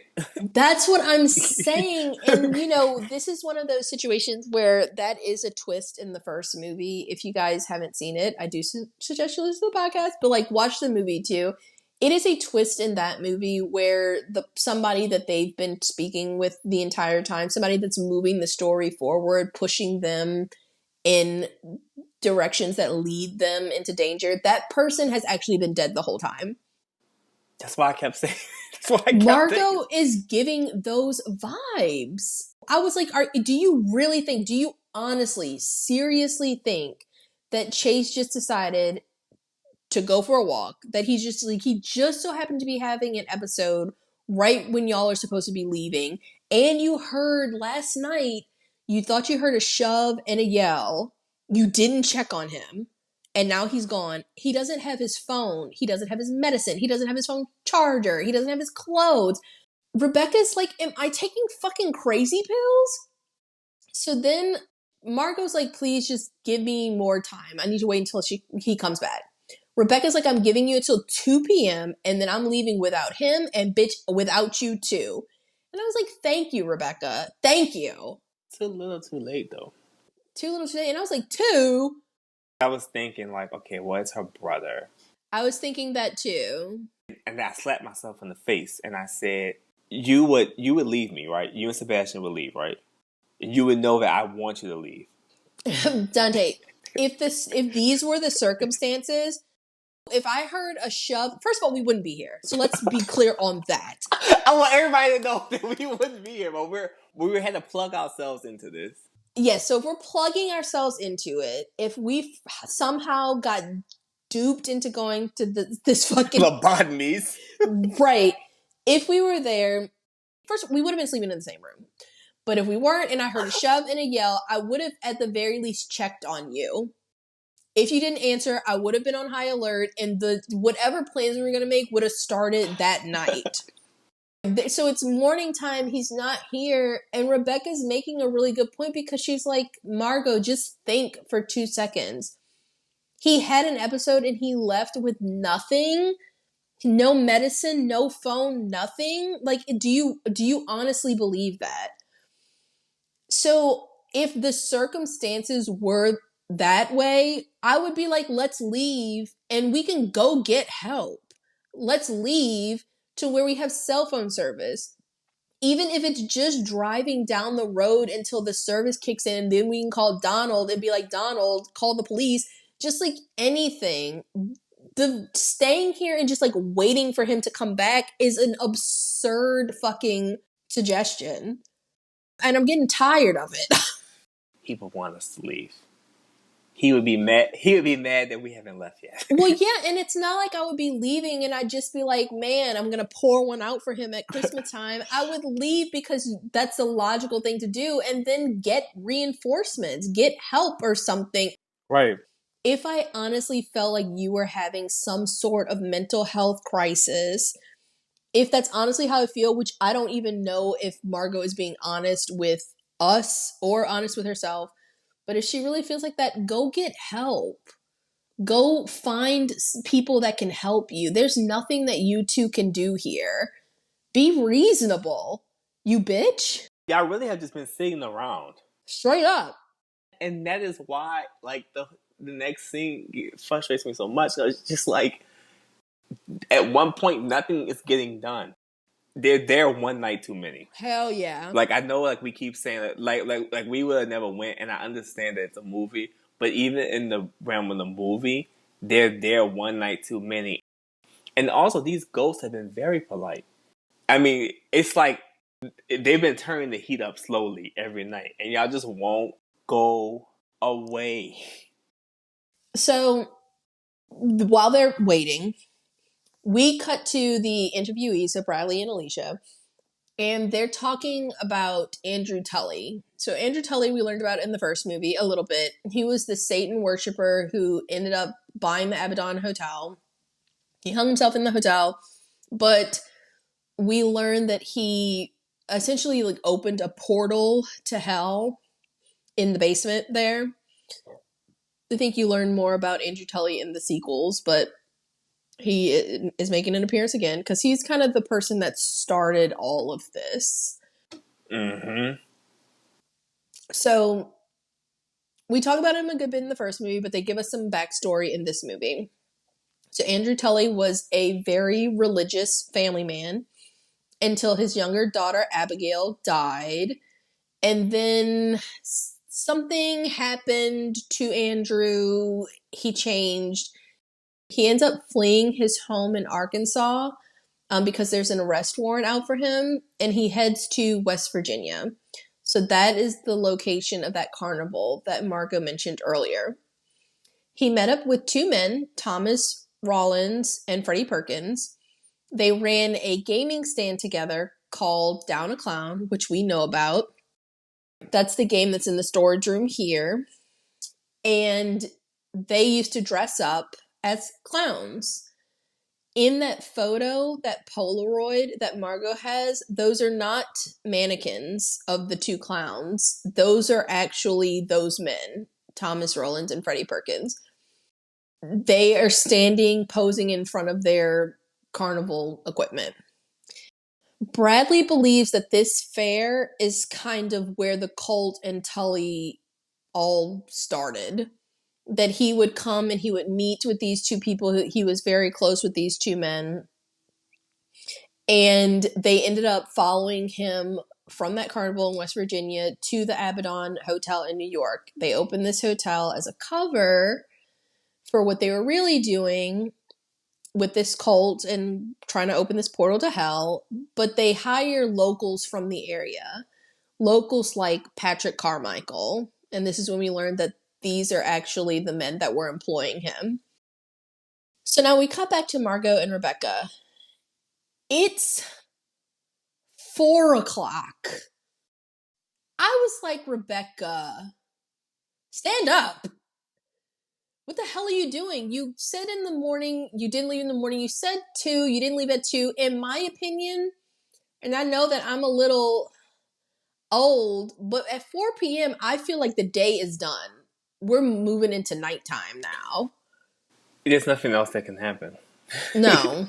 We're coasting into the evening here. If anything goes wrong now, it's about to be night in fucking no time. But Margot finally decides that she's ready to leave. They get in the car. The car won't fucking start. And Rebecca, who is hanging by a fucking thread at this point, like, Margot's like, well, what's wrong? And she's like, I'm not a fucking mechanic, you bitch. She's like, I don't know what's wrong. And this is when they reveal that they have no cell service. They just, like, don't anymore. So she's freaking out, understandably, because they're in the middle of fucking nowhere. Well, they're in the middle of nowhere plus 12 miles. That. So Margot, out of fucking nowhere, suggests that they just, like, walk. And if they walk, they believe that they can make it to town before nightfall. Now, remember, they're not walking on real paved roads. They're going to be walking through the woods. They're going to be walking along, like, dirt roads. And I don't know if we're reiterating it enough. It's in the middle of nowhere. So Rebecca's like, you stupid bitch. She's like, we're 12 miles up from even, like, the beginning of town. But Margot's like, look, either we walk or we stay here another night. And Rebecca's like, all right. I'm glad I'm wearing my sneakers. Let's go. So that's when we cut to interview Alicia, and she's like, the Carmichael Woods is, like, acres upon acres, and that's before you even get to the miles of back roads. She's like, make it before nightfall? Sure, Jan. She's like, I'm not so sure about that. But she reveals that regardless of if they would have made it or not, she says that they saw something along the way that just kind of put a halt to that idea altogether. So we cut back to Margot and Rebecca to see what this thing is. In my opinion, they are not walking at a pace that is suggesting that they will get to town before nightfall. I bet they care. No, they're being real fucking leisurely. You already lost 2 hours. I'm so mad. No, Dante.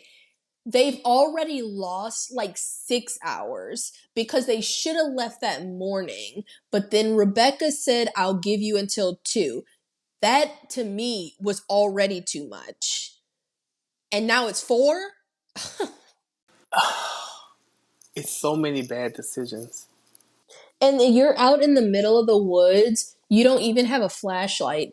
If for any reason whatsoever you get turned around at all, you're not making it to town before nightfall. It's in the middle of the woods. It's gonna be pitch fucking black out there, and you have nothing. You're prepared in no way. And people don't understand what pitch black really is. No, I'm telling you. But we know. I remember when I was at Girl Scout camp one time. I was very young. This was the first time that I've ever, because I've always been, like, afraid of the dark. But even the dark, like, in your house is not real dark. No, you don't know real dark until you're in the middle of the wilderness and there's nothing. There's not even light in the distance to create, like, light pollution. Like, it's fucking dark. You couldn't even see what you couldn't see. You were like, are my eyes closed? Exactly. That's what it feels like. And it's like you open your eyes really, really, really wide thinking it'll make a difference. It's crazy. And they're just out there like this. And then they start to hear this, like, blood curdling shrieking coming from the woods. Rebecca's like, let's run. And I was like, I don't blame you, girl. I would have been like, let's run too. But Margot's like, we can't run because we still have, like, 9 miles to go. We're not running those 9 miles. Let's save the running for when we, like, really, really need it. Which heard, because I can't run. I'm not fast, nor can I go the distance. So I'm not really a runner, but if push comes to shove, I get what she's saying. So they keep moving. They're seeing some creepy stuff, but they try to keep going. But then right in their path appears a hooded figure. And I was like, this is it. This is the end for y'all. It's just like the ones from the first movie, the ones that appear at the end of the movie when all hope is lost. In my mind, Margot had a cloak. It's gonna be like Thriller. Remember in Thriller when she's like turning around and Michael's ready to dance? From the way some of the things she was doing, I was like, "There's no way." But so she doesn't have a cloak in this instance, but they turn to leave because they're very scared, obviously. So they're running back to the house. When they turn back, there's another hooded figure with them, just appeared. So now they start really running, and the shrieking starts again. They're booking it. There's a moment where Rebecca sits down because she's like, I can't run anymore. And Margot's like, girl, if you don't get your ass up. Oh, now you want to go. Because Rebecca ran for 2 minutes and then sat down on the ground because she's like, I can't fucking run anymore. Margot was like, girl, I told you to save that strength. She's like, we can't run the whole way, but this is the time that you need to kick it into high gear. They get back to the manor. They're unraveling at this point. Rebecca is really just like, it's understandable to feel like I didn't even want to come here in the first place. I came here for you. And Margot's like, that's not really fair because she's like, I didn't twist your arm to make you come here. You know, so they're having this kind of bickering when it's like, well, right now that none of that shit is important because we're at death's door. So pocket that conversation for later. But it's at that moment that Margot gets a text from Chase. It just says hi. Rebecca's like, how is that possible? Where is his phone? Where'd you leave it? And Margot says she left it in his room. Why? Why did you leave it in his room? I didn't understand that either.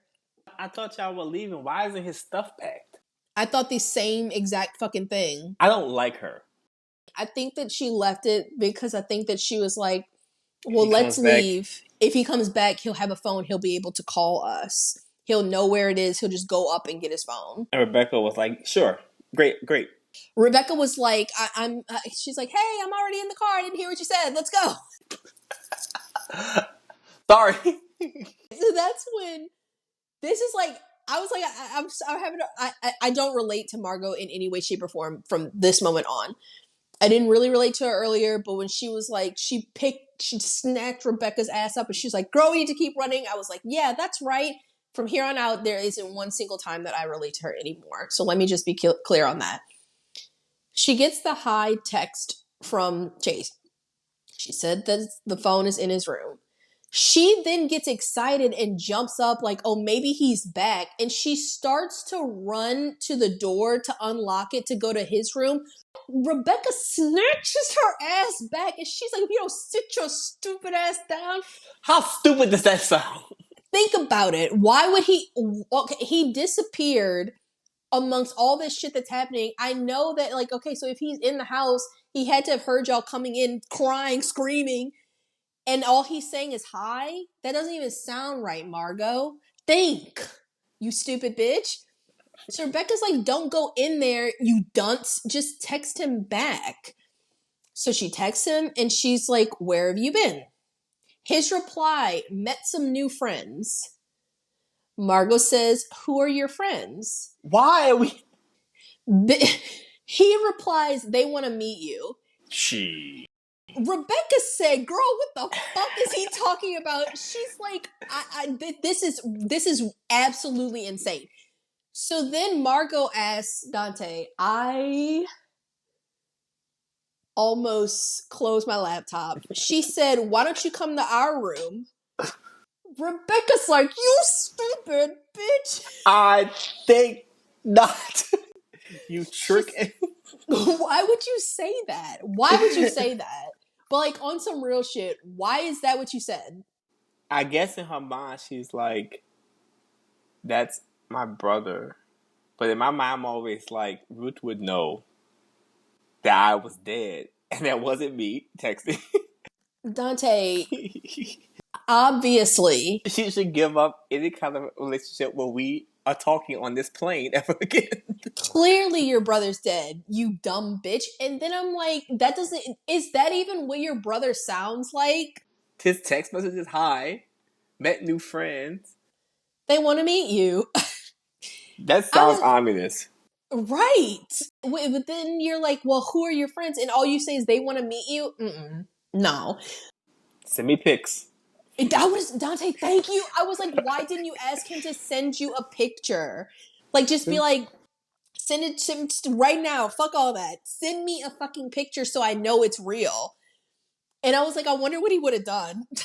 Was the clown sent the selfie? Yeah. That's what I was like. I wonder what he would have done. Wouldn't that have been crazy if she would have said that and the picture would have just been like the clowns? Oh man, I would have shit on myself. That would have been so scary. That would have been so scary. Well, she just says, why don't you come to our room? It's not what I would have said. It's not what Rebecca would have said either, because Rebecca is flipping out. She's like, why the fuck would you say that, you dumb bitch? She's like, I can't believe I'm here with you. What if it's not him? But then Chase responds, they won't like that. But then he's like, okay, I'll come. Rebecca grabs her coat and she starts putting it up because she's about to bolt. She's like, I'm getting the fuck out of here. When that door open, I'm about to be. She's like, I'm about to book it. So she's like, I don't know what the hell y'all have going on, but it's on y'all on some other shit. I'm getting the fuck out of here. But that's when Margot's just like, well, wait, just wait. And they hear Chase's room door open. And they hear someone approaching their room, and you can hear a fucking pin drop because I know that neither of them were like breathing in this moment. That shit is scary as fuck. So then somebody stops outside their door, and they hear a knock on the door. Why does Margot call out for Chase? She's not smart. She's not smart. Why the fuck does she think it's really Chase? And you know what's weird about her being so dumb? Is you're the one who is like, yeah, this is paranormal, and you were like researching it at the table, like pretending that you work, looking at pictures and stuff. And it's like, so you have to know that this is not him, right? Why are you behaving like this? Why are you being so weird? Even if it was like you or Sebastian, you're not my siblings, but I'm very close to you. I've known you for a really long time. I feel like I'd be able to sense this is not this fucking person. They don't even talk like that. Like, I'm... Come here. They won't like that. Who is they? Who is that? Who all gonna be there? She's like, Chase? But she know that's not Chase. So that's when Dante, my chest is hurting so bad. She gives the camera to Rebecca. She tells Rebecca, do not stop filming. And then she goes and opens the door. Well, before she gets to the door, it just like pops open on its own. No one's there. So Margot decides to walk out into the hallway and she's calling out, hello, not getting any answer. And then her phone chimes again. It's a new message from Chase. It says, they're in your room now. Rebecca drops that camera immediately, which I was like, thank you. This is the kind of stuff that I was looking for in the first movie. It's the kind of thing that kind of irritates me about found footage movies. At a certain point, you're like, fuck this. And you're just like, this, I need my arms free to get the maximum amount of like aerodynamics to get the fuck out of here. She drops that fucking camera. She books it. She's like, fuck that. So Margot runs. She picks up the camera and she chases her. And Rebecca jumps in the car to wait this out. Because the car has to be safer right now than fucking Catherine's bedroom. Right. Okay, so now we cut back to some footage. It's Catherine's footage, October 10th, 1989. This is the night that the Carmichael murders took place. We see Patrick, her brother, arriving home, and he's behaving very strangely. He's no longer depressed. It's a weird, like, happy, cocky attitude. And Catherine is upset because she's like, we thought you were dead. We learn that he's been working at the Abaddon Hotel, and there was a mass suicide there that night. And he's like, no, I wasn't dead. I've been in jail. Okay. New development.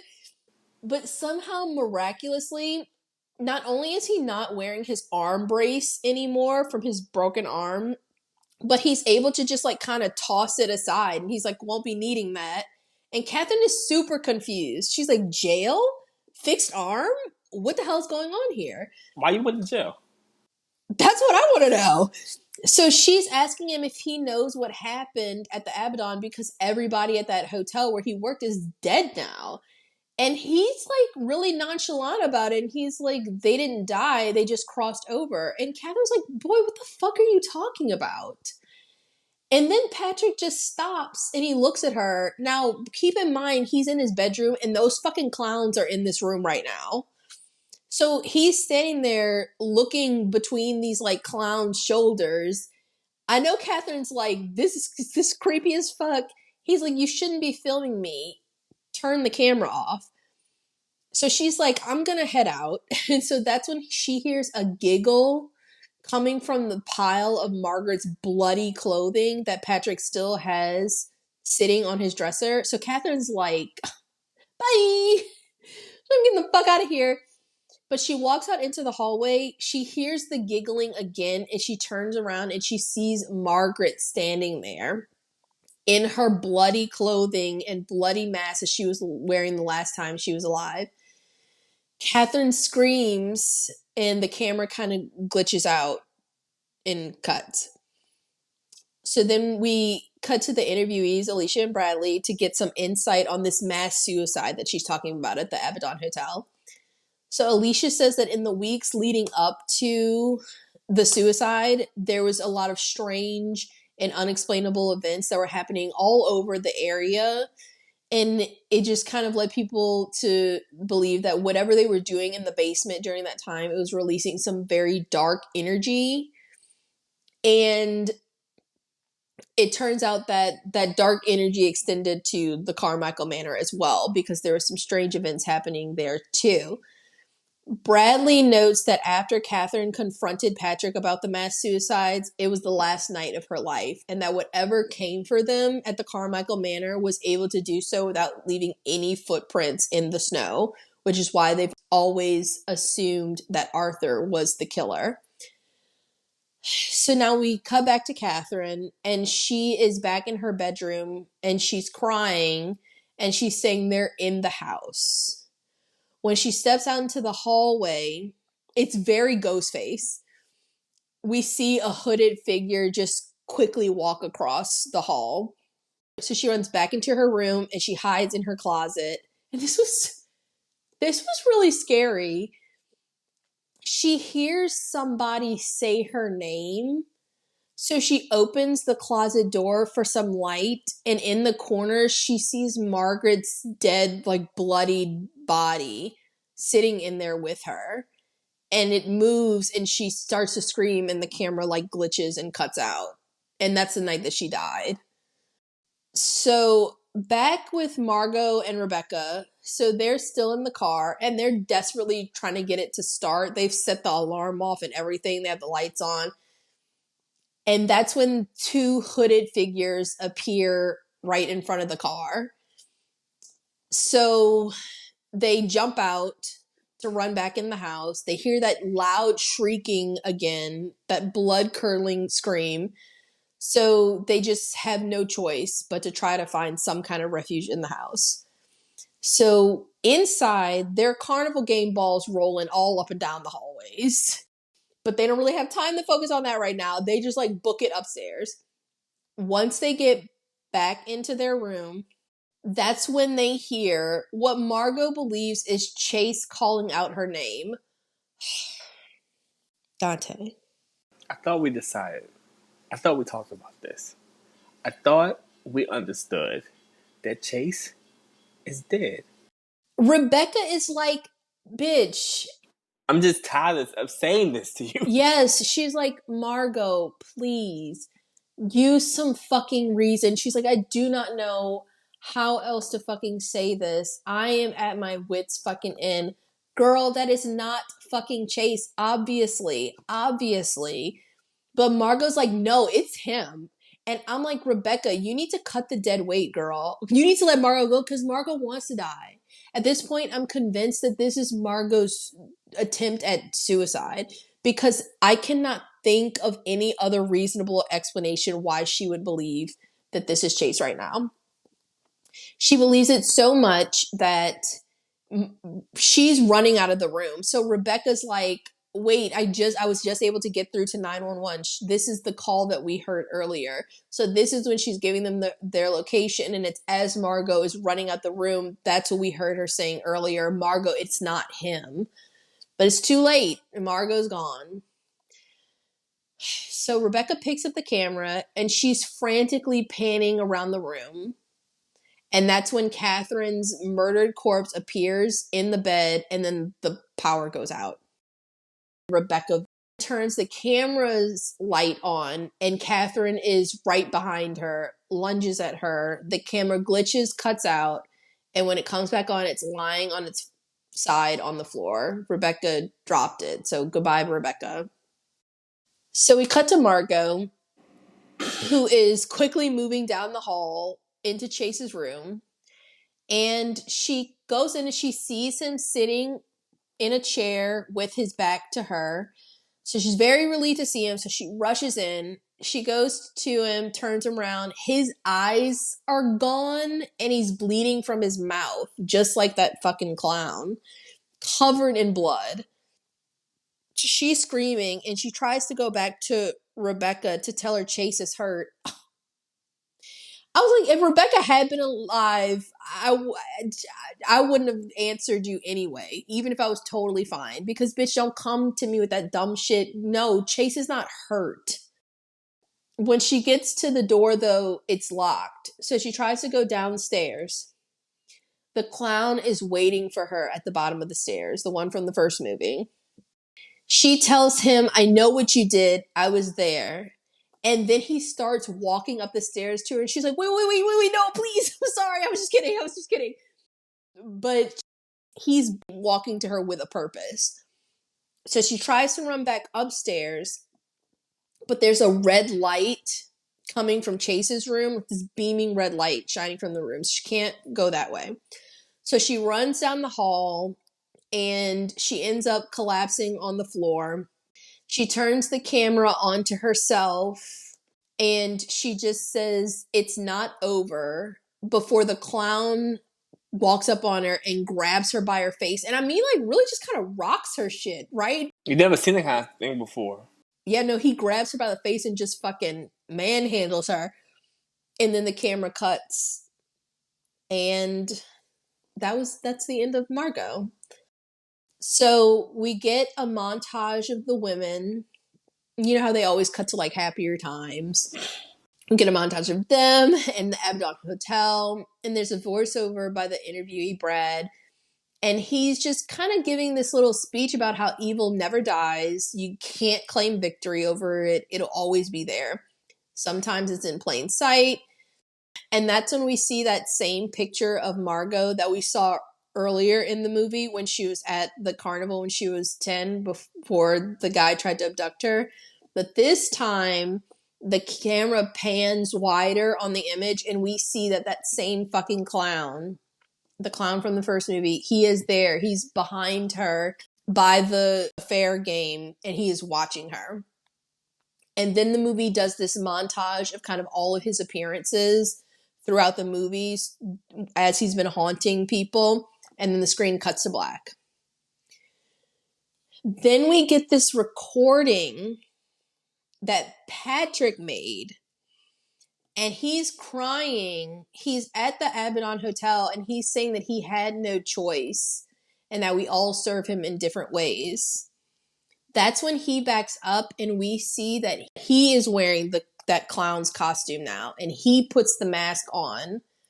That same clown from the first movie, the one that has killed everybody in this movie. He's in the Abaddon Hotel and it's the stairs that's leading down to the basement. It's the same shot as when the guys run up on him and his head is turned and he's looking at them. We get that shot and then he turns his head and he walks downstairs into the Abaddon Hotel's basement. And then the credits start to roll. Then there's this end credit scene. Did you see this? Yeah, I didn't see the end credit scene. So there's an end credit scene. It's with the interviewee, Alicia. And she's packing up and she's getting ready to leave because the interview is over. But she asks the interviewers, she's like, hey, did you hear that the Rockland County. Did you hear that Rockland County is starting up its fair again? They're like, oh, no way, really? And she's like, yeah, I guess since the Abaddon burned down, they figured that all is well again. And then the screen cuts to black, and I'm pretty sure it's like probably setting up another movie. But wouldn't they be setting up the first movie because it's a prequel? Yeah, no. The only prequel part of the movie is Catherine's footage.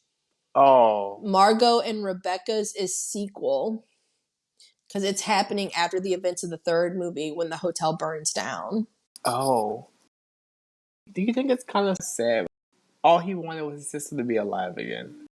No, yeah, it is sad because he really just kind of got caught up, and I think that was Andrew Tully's lure.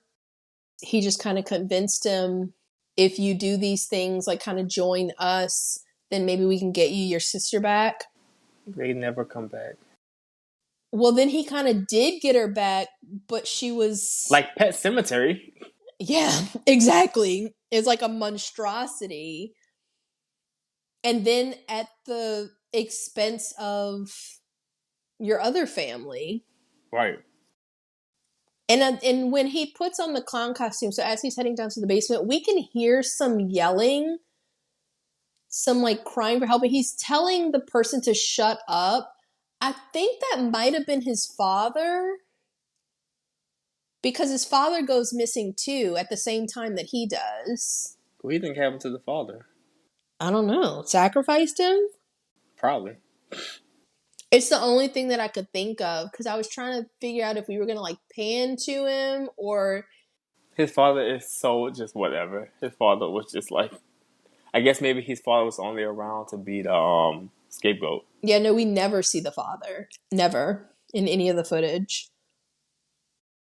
I just thought that was really crazy, and the implications of that, of him being the person in that clown costume, I was like, I don't know exactly what that means, what that entails. I don't know, it's weird. But yeah, so the Rotten Tomatoes for this movie, it's an 87% critic and an 82% audience. Which is pretty high. That's pretty high, yeah. And then the IMDb is a 6.2 out of 10 with 6.2 thousand reviews.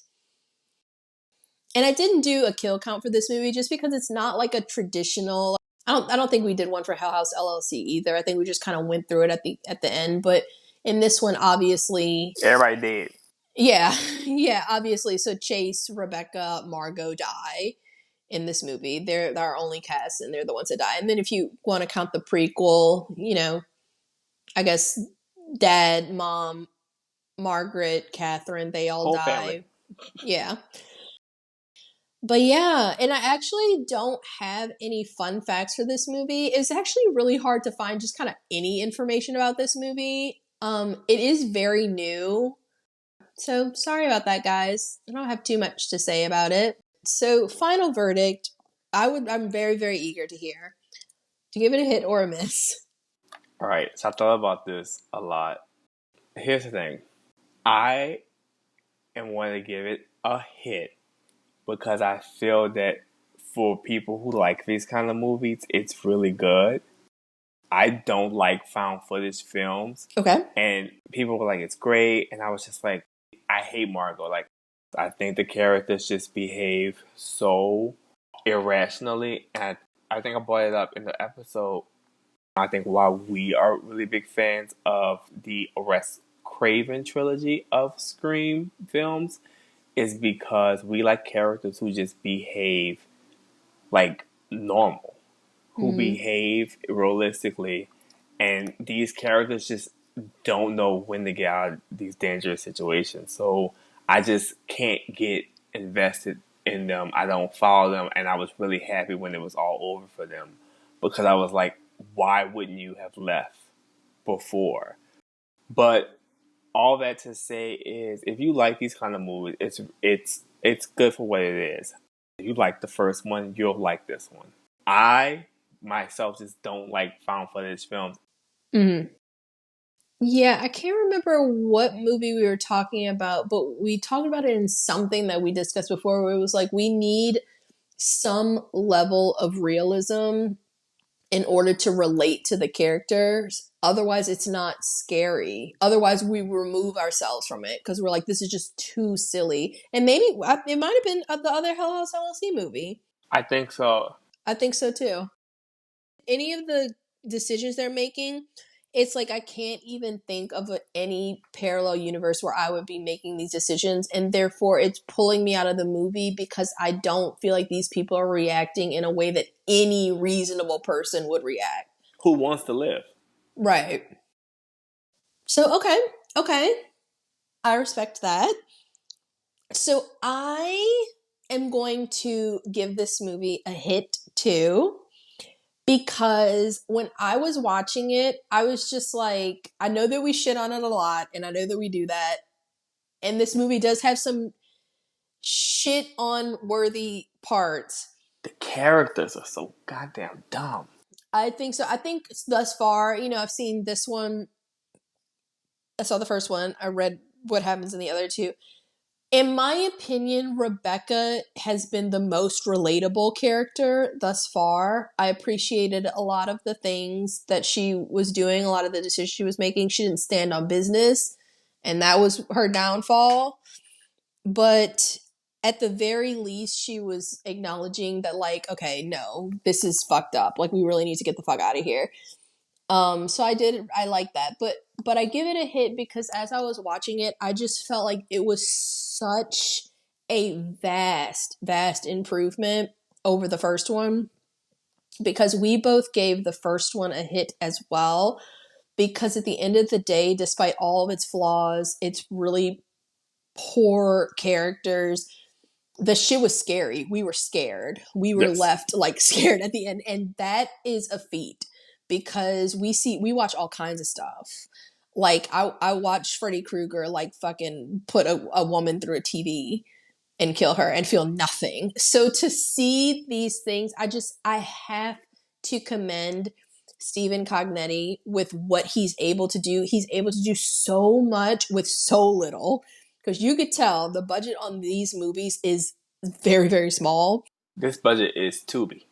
It's Tubi level, but it's so effective with just a little bit of makeup, special effects, some clown costumes, and just like a couple of props. And then I don't know how much they had to pay for the setting, but like he really knocks it out of the park. It's atmospheric. There's scenes where it's like there's like a buildup of tension. The first one did a really, really good job at that, but they do that in this one. It's like you get shocked. You don't know what's going to happen next. It's just, I do appreciate that so much, and I just thought he did such a good job. Some people aren't great at writing characters, maybe not great with character development, but I do appreciate as a whole what he did with the movie. I enjoyed this one so much more than the first one. I thought that the first one was like a little bit scarier, but this one was a lot more palatable to me. The characters, while Margot was really fucking annoying and I couldn't really get jiggy with her, I thought that they at least made a like somewhat more rational decisions than they did in the first one. The first one was just, it was so far out of the realm of believability that it got too frustrating, and it was almost a miss because of that. It took a lot. It took a lot for us to give those a hits, and it got hits just because of the fact that Stephen Cognetti knows how to make a scare. That last bit in the haunted house was scary. Yeah. The scenes with that clown, he does a good job with that clown. I mean, the $35 that he spent on that clown costume is money fucking well spent. That clown, when they went in Patrick's room and was just there, that was really scary. Freaky.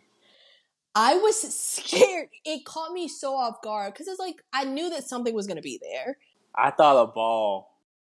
I don't know what I thought. I was like, I knew that something was going to be there. And even though I was bracing myself, for some reason, this clown was really scary because it's like I was looking at him and it's like I couldn't tell. I was like, is this supposed to be real? Yes. I was like, what the fuck is about to happen? And it's just like that much tension on something that fucking simple. Like they just set up a fucking mannequin, or even if it was a guy standing there, it's just like such a simple thing, but it's just like some clown costumes and some balls and like just some guys and some cheap hoods in the woods. It's just, I just thought he did a really good job. And so I just really appreciate it. And I am Wolf Dad. I am very happy that I watched it because it is one that I do like. I really did appreciate it. I'm not like a huge fan of found footage movies. They get to be a little grating sometimes. But this one was a little bit less grating to me. I felt like it worked a little bit better than the first one.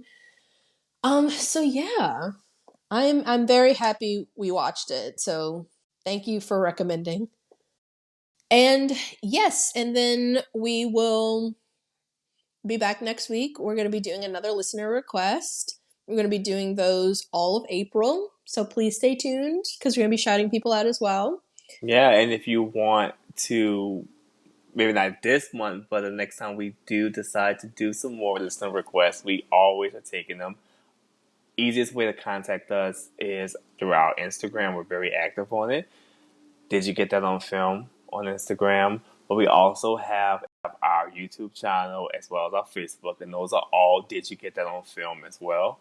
And if you do not have any social media and you want to contact us, please feel free to contact us on our email, which is didyougetatonfilm@gmail.com. So we're always eager to hear from the listeners, and just always, just very grateful that you guys week after week listen to us gripe and complain about these characters in these terrible situations that we are never in. Yes. Can't relate. Can't relate. But yes, we definitely appreciate all of you guys and thank you so much. And yeah, we'll see you next week. Bye.